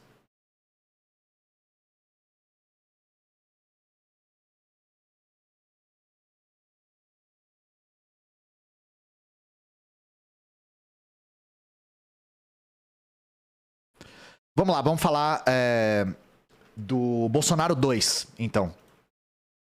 Gente, vocês falaram dos ensaios, e um dos ensaios que eu fiz é a respeito de população em situação de rua. Nós estamos vendo aqui, em São Paulo, uma sinergia Ricardo Nunes, Tarcísio bastante perigosa. E aí a gente... Bom demais. Ficou feião a passada de pano pro mau caratismo do Gaiofas, kkk, muita desonestidade e tudo. Nosso Messi, continua aí no chat, porque você tá dando muito copy-pasta pra gente. Eu estimulo... se eu pudesse tirar só o seu delay no chat, só pra você falar, pra me dar mais material pra fazer copy-pasta, eu daria. Vamos lá, vamos falar das coisas sérias, né? Prefeitura de São Paulo volta a retirar barracas de pessoas em situação de rua após autorização da justiça. Isso aqui é criminoso, gente. A remoção de barracas estava suspensa desde fevereiro por causa da decisão judicial. E nessa segunda-feira, após liminar ser derrubada, a operação percorreu algumas ruas do centro da cidade. Só um parênteses, caso vocês queiram ver uma análise um pouco mais aprofundada a respeito de população em situação de rua, eu fiz um vídeo ensaio só falando sobre isso, não só no Brasil, mas no mundo todo, principalmente no centro do capitalismo. Porque o meu argumento é de que o déficit habitacional e a população em situação de rua não é um fenômeno brasileiro, é um fenômeno capitalista. Então eu falo de Canadá, eu falo de Estados Unidos, eu falo de Europa, eu falo de Austrália, eu falo de Coreia, etc, etc, etc. Prefeitura de São Paulo recebeu autorização da justiça e voltou a desmontar barracas armadas por pessoas em situação de rua. As barracas e tendas improvisadas são desmontadas e vão para caminhões da Prefeitura de São Paulo, junto com outros objetos como colchões. Depois as equipes limpam a calçada. Gente, depois as equipes limpam a calçada. A prefeitura tá limpando as calçadas das pessoas, né? A prefeitura tá limpando as calçadas das pessoas. Isso aqui tem nome: higienismo. Esse tipo de política aqui tem nome: higienismo. Que é a política que se preocupa em limpar a rua das pessoas e não resolver o problema das pessoas. As pessoas não têm problemas, elas são o problema. A porofobia. Lavando pessoas das calçadas. O importante é que essas pessoas desapareçam e não que o problema seja resolvido. Novamente, é a visão de que essas pessoas não têm problemas, elas são um problema. Na manhã dessa segunda-feira, a operação percorreu algumas ruas do centro da cidade. Pra nós é difícil, né, velho? Consegui outra, lamentou um homem. Levaram meu cobertor, meu chinelo, minha camiseta, nossa alimentação e nossa reciclagem. O cara já tá numa situação subhumana e ele ainda é punido por estar. Gostei da risada em georgiano, aí ficou bonito, ó. A risada em georgiano ficou massa. Eu acho que é georgiano isso, mas enfim. Ou é... Que língua é essa, gente? Tailandês? Não é tailandês. Sei lá, enfim.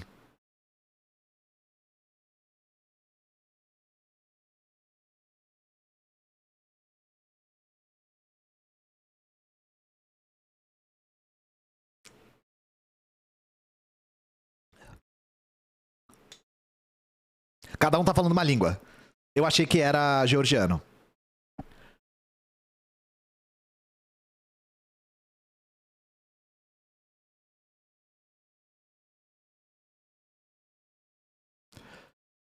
Ih.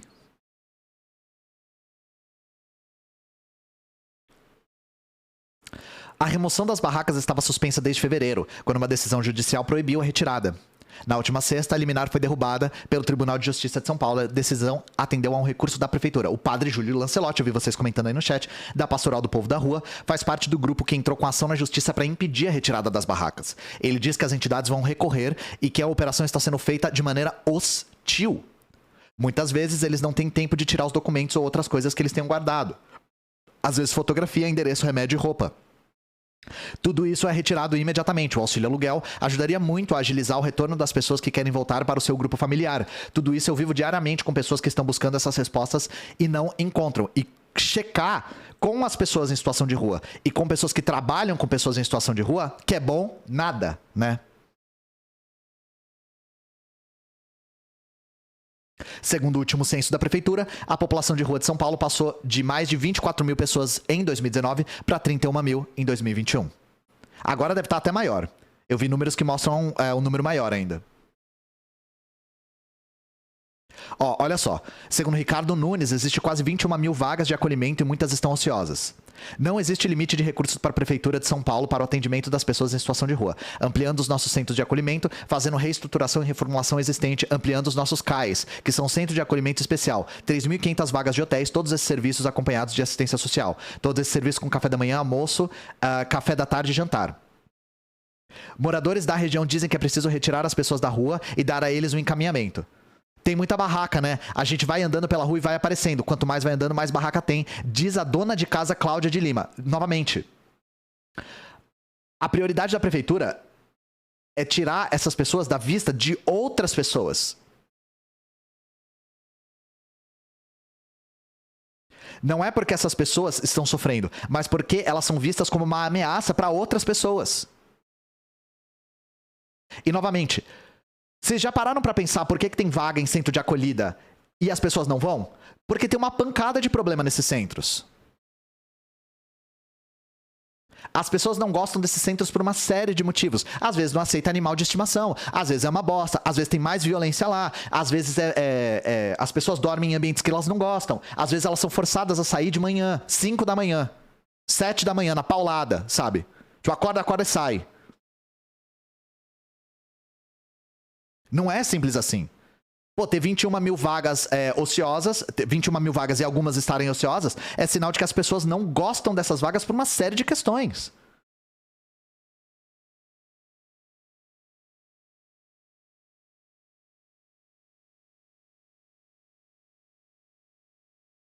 Tem que sair da rua porque não é um lugar adequado para eles. Porque o frio tá para chegar e muitos deles morrem no tempo do frio. Tem que ter mais respeito por eles, né? E mais carinho e atenção, fala a autônoma Márcia Ferreira de Freitas. Gente, novamente, nenhuma dessas coisas está indo na raiz da questão. Sim, muita gente fala que não gosta dos centros. E não é gente que gosta de estar na rua. Ninguém gosta de estar na rua. Principalmente quando é família. Gente, se vocês andam pelo centro de São Paulo, vocês veem família. Homem, mulher, filho pequeno, idoso, na rua. Isso aumentou muito depois da pandemia. Vocês acham que a galera não vai no centro de acolhida por quê?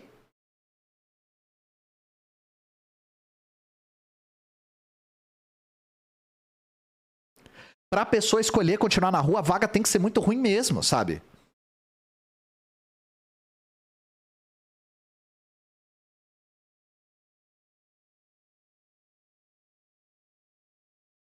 Então, o prefeito usar os centros de acolhida pra basicamente culpabilizar as pessoas que estão em situação de rua por estarem na situação de rua, é muito violento. Porque ele basicamente diz assim, centro tem, a pessoa não vai porque não quer.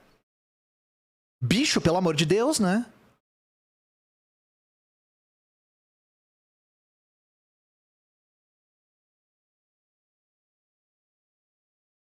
E as pessoas estão em situação de rua por uma questão que é óbvia para todos nós: a queda da renda e o preço dos aluguéis.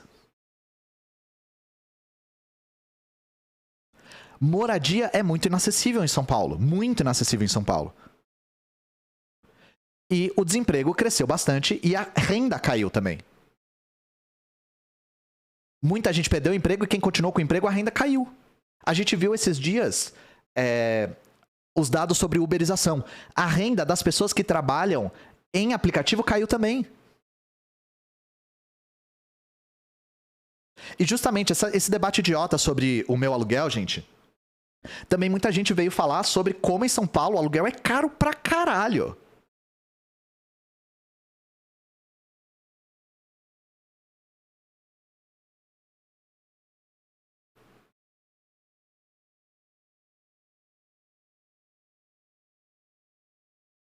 Eu estudava numa faculdade que tinha um albergue e, como tinha muitos barzinhos, a gente trocava ideia com muitos deles e eles preferiam dormir na rua porque o albergue era horrível. Isso é o que eu mais escuto estudando casa. E, novamente, só o fato de ter o espaço e as pessoas não usarem já mostra que as pessoas literalmente preferem dormir na rua do que ir para esses albergues ou para centros de acolhida, etc. E isso tem uma razão, né? Não é porque a galera é acomodada, não é o esquema biadória. De tipo, se você der comida, as pessoas não vão querer sair da rua nunca. Ninguém quer ficar na rua, gente. Ficar na rua é horrível.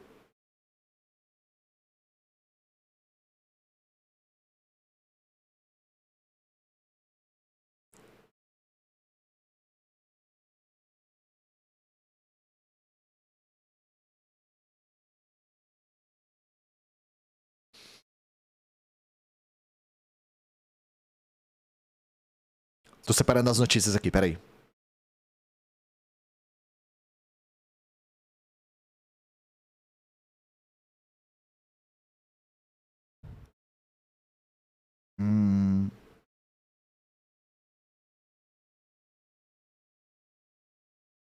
Acho que eu vou mudar a ordem aqui, peraí. Eu tava pensando em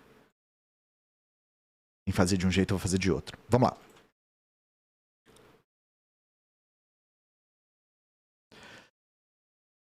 Vamos falar sobre escravidão contemporânea de novo, tá? Eu tô falando muito sobre isso porque esse tema tá muito em alta. Eu vou recomendar de novo caso alguém não tenha visto. No podcast que eu fui no Critique, eu dediquei um tempo bastante longo a explicar a situação da escravidão contemporânea no Brasil, as causas e os efeitos, tá? Eu acho que é um pouco redundante eu falar de novo, mas aqui eu quero trazer algumas notícias novas do que estão acontecendo. Fiscalização do MTE identifica 390 funcionários irregulares em uma única empresa em Bento Gonçalves. Bento Gonçalves é a cidade que teve a escravidão nas vinícolas lá, que a gente viu, tá? Eu tenho um ponto aqui, a gente vai ler, eu já vou salientar uma das coisas que eu falei lá no podcast. Empresa registrava funcionários como MEI, de forma ilegal. Publicado por Eduardo Vilas Neto. A fiscalização do Ministério do Trabalho de Caxias do Sul identificou a existência de 390 empregados em situação irregular, sem o registro dos contratos de trabalho, em uma única empresa de Bento Gonçalves. Os empregados trabalhavam em uma empresa de transporte de cargas e exerciam as funções de motorista, ajudante de carga e descarga e auxiliares administrativos. Não possuíam carteira de trabalho assinada e nem recebiam os direitos trabalhistas devidos. Durante a fiscalização, foi constatado que a empresa tratava esses trabalhadores como microempreendedores individuais e não como empregados, obtendo assim vantagens indevidas, uma vez que os encargos financeiros são menores nessa modalidade de contratação.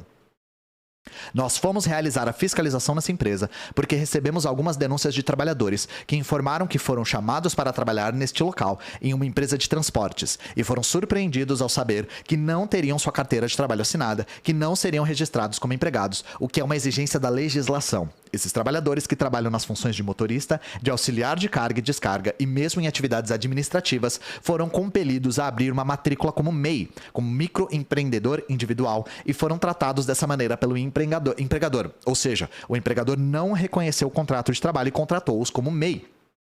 e deixou de pagar as verbas trabalhistas que são importantes e que são devidas ao trabalhador. É o que nos explica Vânios Corte, gerente regional do Ministério do Trabalho e Emprego, sobre o MEI. O MEI foi criado no ano de 2008 através da Lei número 128, com o objetivo de formalizar trabalhadores autônomos que até então desempenhavam várias funções sem nenhum amparo legal ou segurança jurídica, dando assim ao trabalhador que ingressasse na modalidade a condição de microempreendedor individual. É uma forma também de tributação, tá, gente? De regularizar a tributação. Porque trabalhadores autônomos, informais, não contribuem, né? Não são contribuintes. Então, a maneira de você tornar as pessoas microempreendedores, etc., PJs, pessoas jurídicas, é de regulamentar também a contribuição. No Brasil, quase 70% das empresas abertas estão registradas como MEI, totalizando quase 14 milhões de negócios abertos através do sistema no país. Mas qual é a forma do trabalhador ser, de fato, um microempreendedor? A gente chama isso aqui de precarização do trabalho, tá, gente? A maior parte dos empreendedores, entre aspas, no Brasil, só tem um funcionário. Ele próprio. Então, isso aqui não é empreendedorismo, isso aqui é precarização.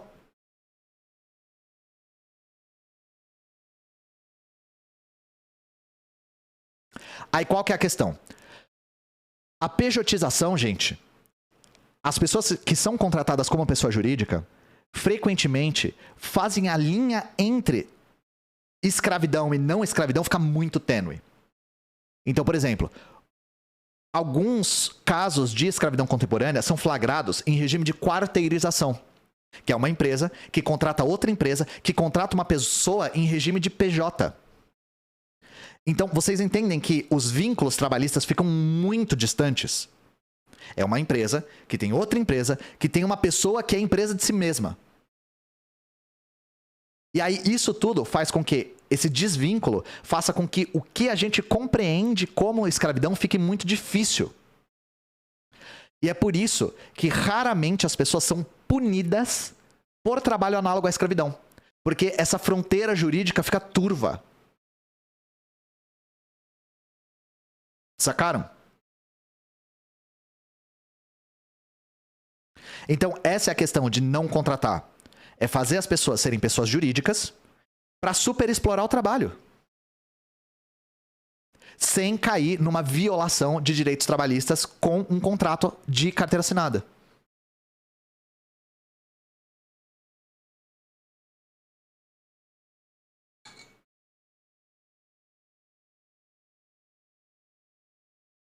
Em suma, é uma forma de precarizar o trabalho cada vez mais.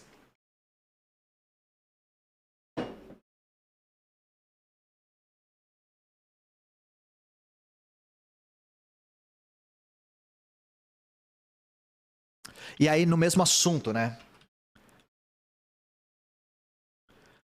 A gente falou do Lollapalooza e do Rock in Rio, mas agora Coldplay. Coldplay em Curitiba, 12 horas de trabalho por R$100 e desrespeito de direitos. Denúncia foi encaminhada à Superintendência Regional do Trabalho pelo Sindicato dos Artistas e Técnicos em Espetáculo, Lia Bianchini no Brasil de Fato.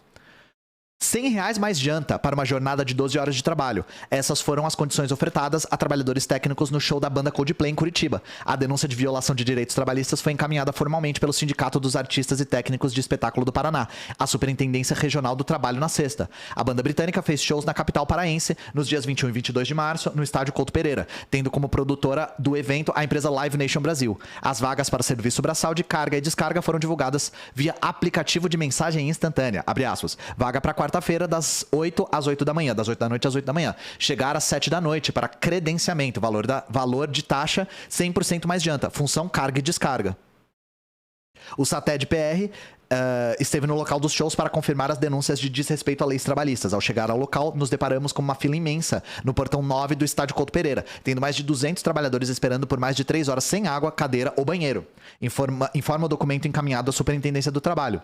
Adriano Peterman, diretor do sindicato que esteve no Couto Pereira nos dias do show, constatou a veracidade das denúncias. Ao tentar contato novamente com os responsáveis pelo evento e contratação desses trabalhadores, fomos hostilizados ao passo que nos trataram com truculência, assim como faziam com trabalhadores na fila. Aponta outro trecho da denúncia. A Live Nation Brasil já tem programado mais 2 grandes eventos em Curitiba. O Curitiba Country, em maio, e o show da banda Red Hot Chili Peppers, em novembro. A denúncia da Superintendência do Trabalho, o SATED, a denúncia à Superintendência do Trabalho, o SATED-PR, requer que a empresa seja intimada para acareação dos fatos e consequente responsabilização pelos atos ilegais e nocivos aos direitos trabalhistas. O sindicato pede ainda ajuda para conseguir fiscalizar e garantir os direitos trabalhistas mínimos, mesmo diante de contratações precárias destes profissionais na área de shows e eventos nos próximos eventos agendados. Outro ponto. Primeiro a gente falou sobre a pejotização e a maneira como a pejotização faz a linha entre trabalho escravo e trabalho não escravo ficar tênue. Mais uma coisa aqui. Gente, por que tanta gente aceita um regime de trabalho tão exploratório e tão explicitamente exploratório? Por conta do desemprego. Outra coisa que aumenta muito os casos de escravidão contemporânea é o desemprego. O que faz com que pessoas aceitem regimes de trabalho exploratórios é a fome, é o desespero. E aí, somando leis fracas, um regime jurídico bastante favorável aos patrões e não aos trabalhadores, junto com o desemprego, é receita para o desastre. Então, por isso que a gente vê de novo esses episódios. Isso tudo é resultado da política que começou em 2015 e 2016. A crise de 2015, junto com o golpe de 2016, a reforma trabalhista e agora toda a crise que foi engendrada durante o governo Bolsonaro. Isso tudo impulsionou o trabalho escravo no Brasil, junto com a desidratação dos mecanismos que fiscalizam o trabalho escravo no Brasil.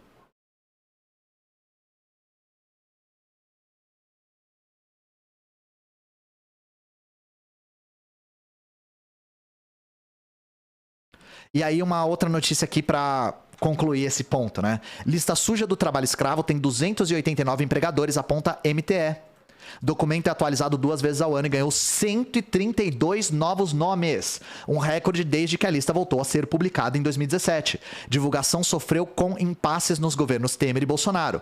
Ou seja, desemprego, miséria, leis trabalhistas fracas e falta de monitoramento e fiscalização.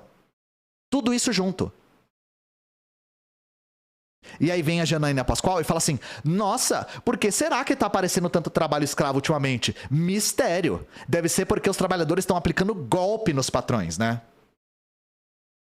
Não. É porque o Brasil caminhou em direção ao retorno à escravidão a passos larguíssimos.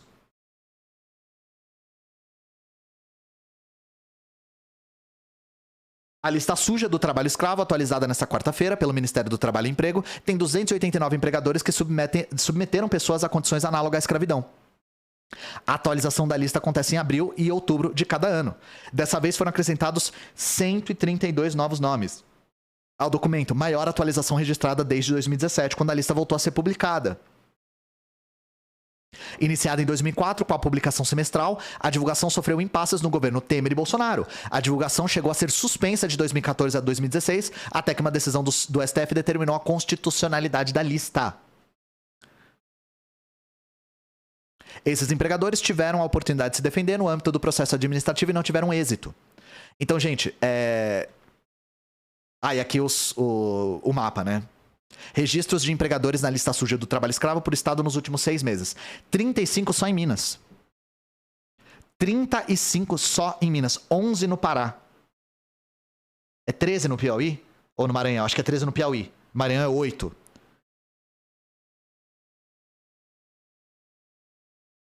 Então, gente, isso aqui só para completar toda a questão que a gente estava debatendo aqui. E aí vamos falar sobre a questão jurídica mais, né?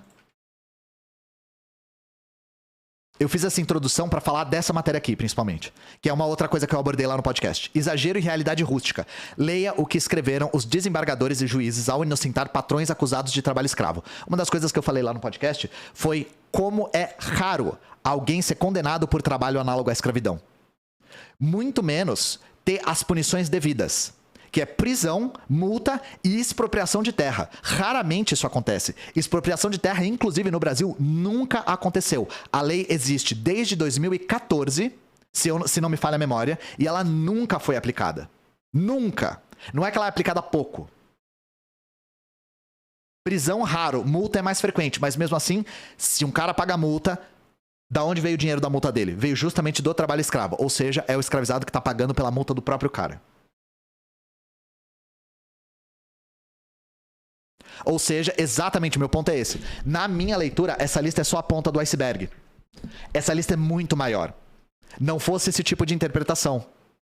Então, olha só. Tribunal com mais casos do tipo TRF1, que é o da região norte, se não me falha a memória também, inocentou 99,52% dos acusados a submeter pessoas a condições análogas à escravidão. Nayara Felizardo aqui no Intercept. Há quase 18 anos, uma operação de auditores fiscais do trabalho resgatou 43 pessoas na fazenda de Marcos Nogueira Dias, o Marcão do Boi, na zona rural de Abel Figueiredo, no Pará. O fazendeiro era conhecido como um dos mais ricos do sudeste do estado. Segundo a denúncia do Ministério Público Federal, o MPF, os trabalhadores bebiam água fétida, comiam carne podre de vacas que morriam no parto, não tinham salário e recebiam bebida alcoólica como pagamento. Eles também tinham que comprar produtos de higiene superfaturados do patrão e eram submetidos a jornadas exaustivas em sol escaldante, inclusive nos feriados e fins de semana. Vou relembrar no Código Penal como é que está a escravidão. Para ser configurado como trabalho análogo à escravidão, tem que ter não os três ao mesmo tempo, mas pelo menos algum dos três. Condição degradante, jornada exaustiva e restrição de locomoção. Não precisa ter os três ao mesmo tempo, tá? Mas tem que ter pelo menos algum dos três. Isso está no nosso Código Penal. E na nossa Constituição está como pena a expropriação da terra, que nunca foi aplicada. Era evidente a condição de trabalho degradante e a analogia à escravidão, análogo à escravidão, de acordo com o MPF. Mas para o desembargador Olindo Menezes, do Tribunal Regional Federal da Primeira Região, TRF1, então ela falou Sudeste, então TRF1 é no Sudeste, é isso? Errei a região, gente, desculpa. Essas circunstâncias, ou no Sul, enfim, foda-se, não lembro qual é. Essas circunstâncias não eram degradantes, mas apenas comuns ao trabalho rural, que tem o desconforto típico da sua execução, quase sempre braçal, e não se caracterizavam como algo que rebaixa o trabalhador na sua condição humana. Para além da interpretação comum de que se não houve restrição de locomoção não é escravidão, temos também a interpretação de que o trabalho no campo é degradante por natureza. TRF1 é norte, é isso. Centro-Oeste e um pedaço do Nordeste. Eu achei que era separado por região, gente. Desculpa.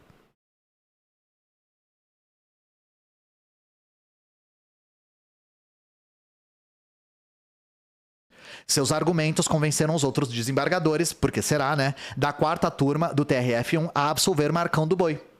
Ele chegou a ser condenado a 5 anos de prisão pela Vara Federal de Marabá. O juiz Fábio Ramiro, relator convocado que analisou o recurso na segunda instância, propôs aumento da pena para 6 anos, mas o voto do desembargador Menezes mudou o rumo do processo. Então esse aqui ainda é o caso do Marcão do Boi. Deixa eu ver se tem outra coisa. Aqui são outros exemplos. Desembargador Olindo Menezes, a culpa é da vítima.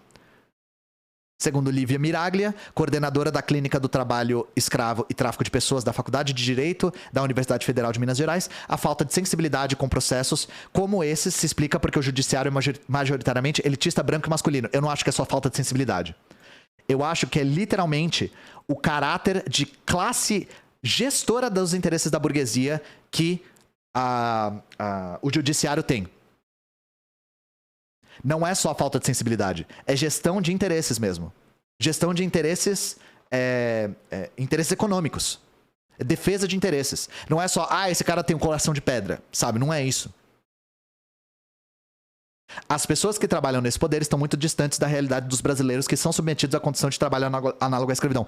Desculpa, eu discordo desse argumento. Discordo.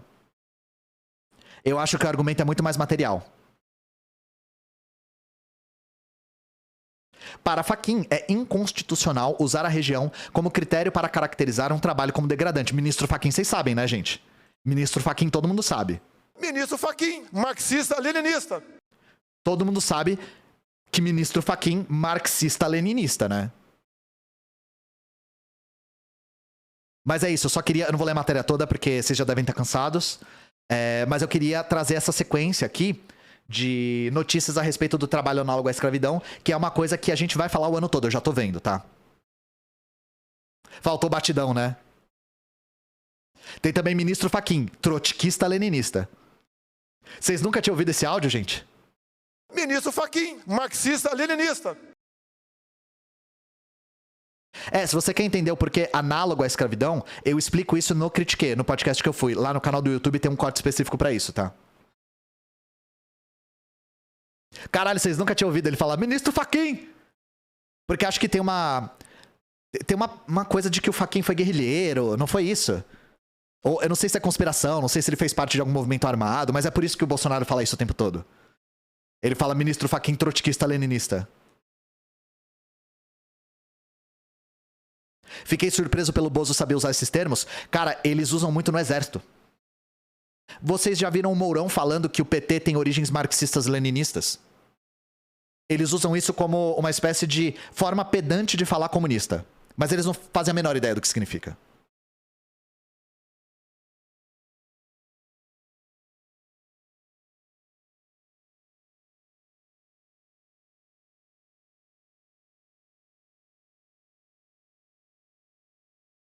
Ministro Fachin.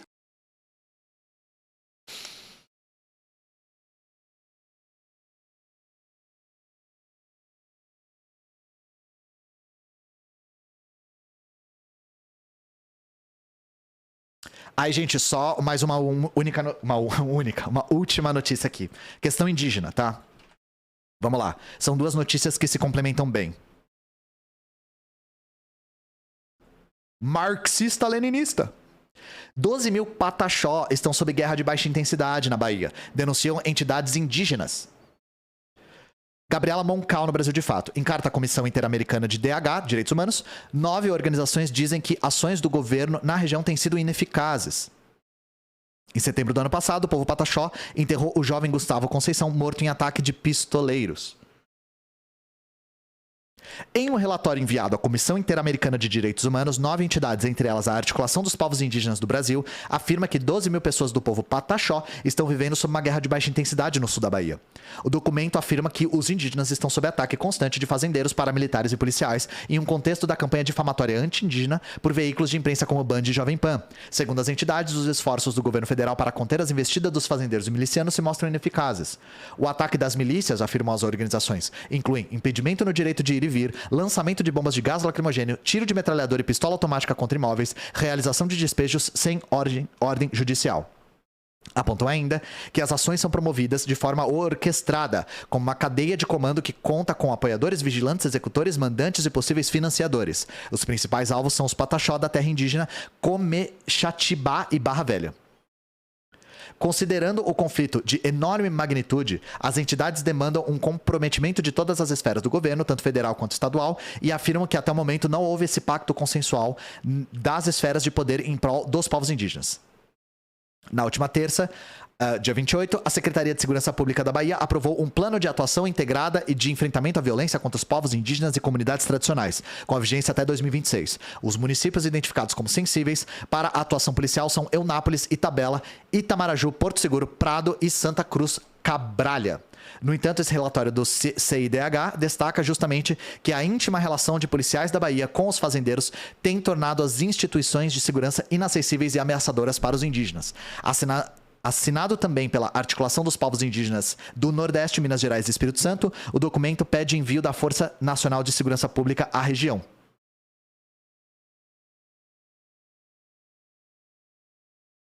Olha só, é isso aqui que eu queria trazer para vocês também.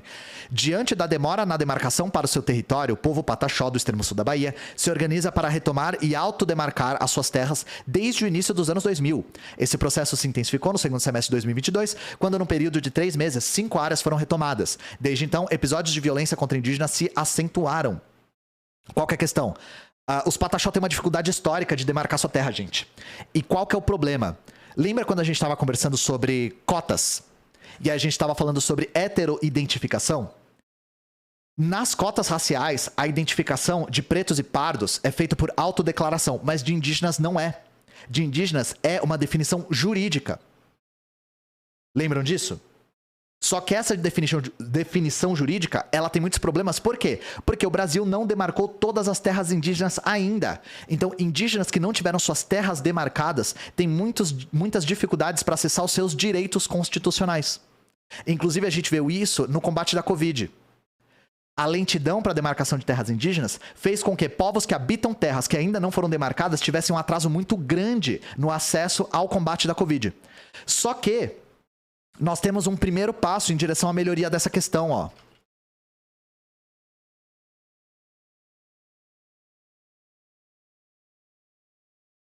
FUNAI revoga a resolução de heteroidentificação. Caramba, o que está acontecendo com o site do governo? Foi revogada na última terça-feira pela presidência da FUNAI, em reunião com a diretoria colegiada, a resolução número 4, publicada em janeiro de 2021. A publicação estabelecia critérios de heteroidentificação para avaliar a autodeclaração da identidade dos povos indígenas e sofria várias críticas por diversas organizações de sociedade civil por seu caráter inconstitucional aos direitos e à identidade dos povos originários, algo que acarretaria em consequências negativas, inclusive para a política de imunização dessas populações.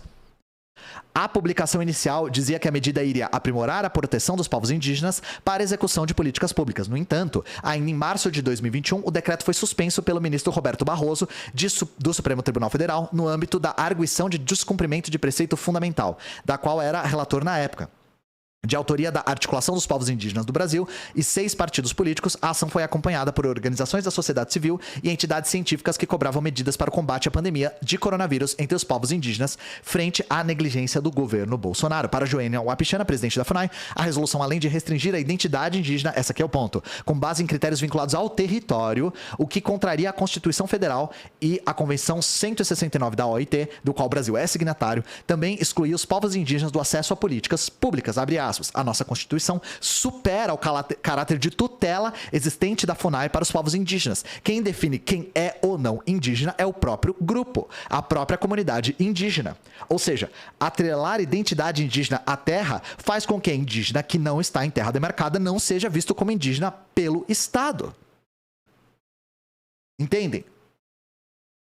A alta cúpula da FUNAI entendeu que, com a resolução, o órgão indigenista extrapolava seus limites legais de atuação ao elaborar critérios jurídicos para definir quem é ou não indígena, deixando de consultar os indígenas, que são os maiores interessados e impactados com a matéria.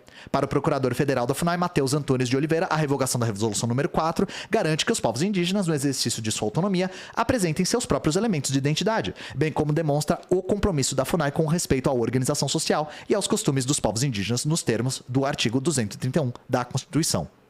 Sacaram? Era isso que eu queria mostrar. Eu acho que uma coisa casou com a outra, tá?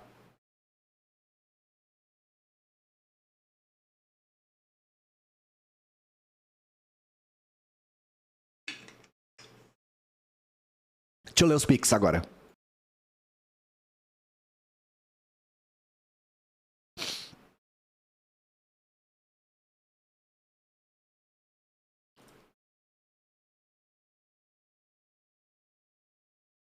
TS Costa, obrigado pelos 11. Tá conseguindo tempo pra estudar pro vídeo de Stalin? Então, foi o que eu falei mais cedo. Eu tô estudando, mas eu preciso de ajuda, então eu vou contratar pesquisadores pra me ajudar. Porque senão eu não vou conseguir concluir o vídeo. E é sempre bom ter mais olhares pra submeter ao escrutínio o roteiro. Pra evitar que eu erre. Cu de Plástico, obrigado pelos R$3. Maria Cecília, obrigado pelos 50 limpão. Pode abortar o ecossocialismo um dia desses? Abortar o ecossocialismo eu acho que eu não deveria, mas abordar eu posso. Se você quiser debater um pouco ecossocialismo, nós temos uma aba lá no nosso Discord, que é de ecologia política. Então, é uma aba regida pela nossa querida Bebel Abelinha, e lá ela é muito mais qualificada do que eu pra falar sobre. Ela não vai abortar nada, mas ela pode abordar o termo. E Anônimo, obrigado pelo 50 limpão. Scal, obrigado pelos R$5. História Pública e História Cabeluda são empresas da mesma franquia. Bebel se fuerte.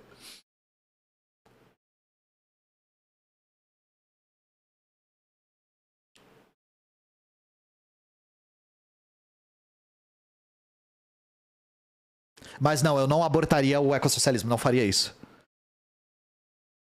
É o Cabeluda Pública Limitada, né?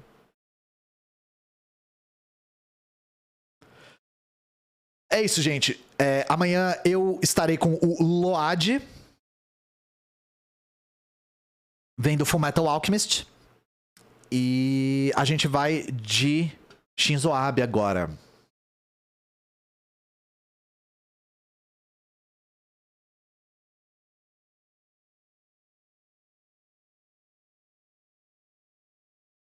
Deixa eu ver quem está online aqui.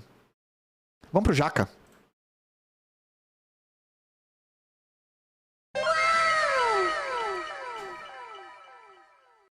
Toda vez que eu aperto barra agora sai o uau. Não sei porquê. Ele ficou confuso com o...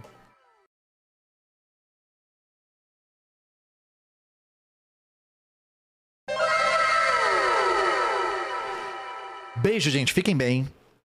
Bebam água. Não entrem em polêmica falsa do Twitter. E aproveitem a live do Jaca agora.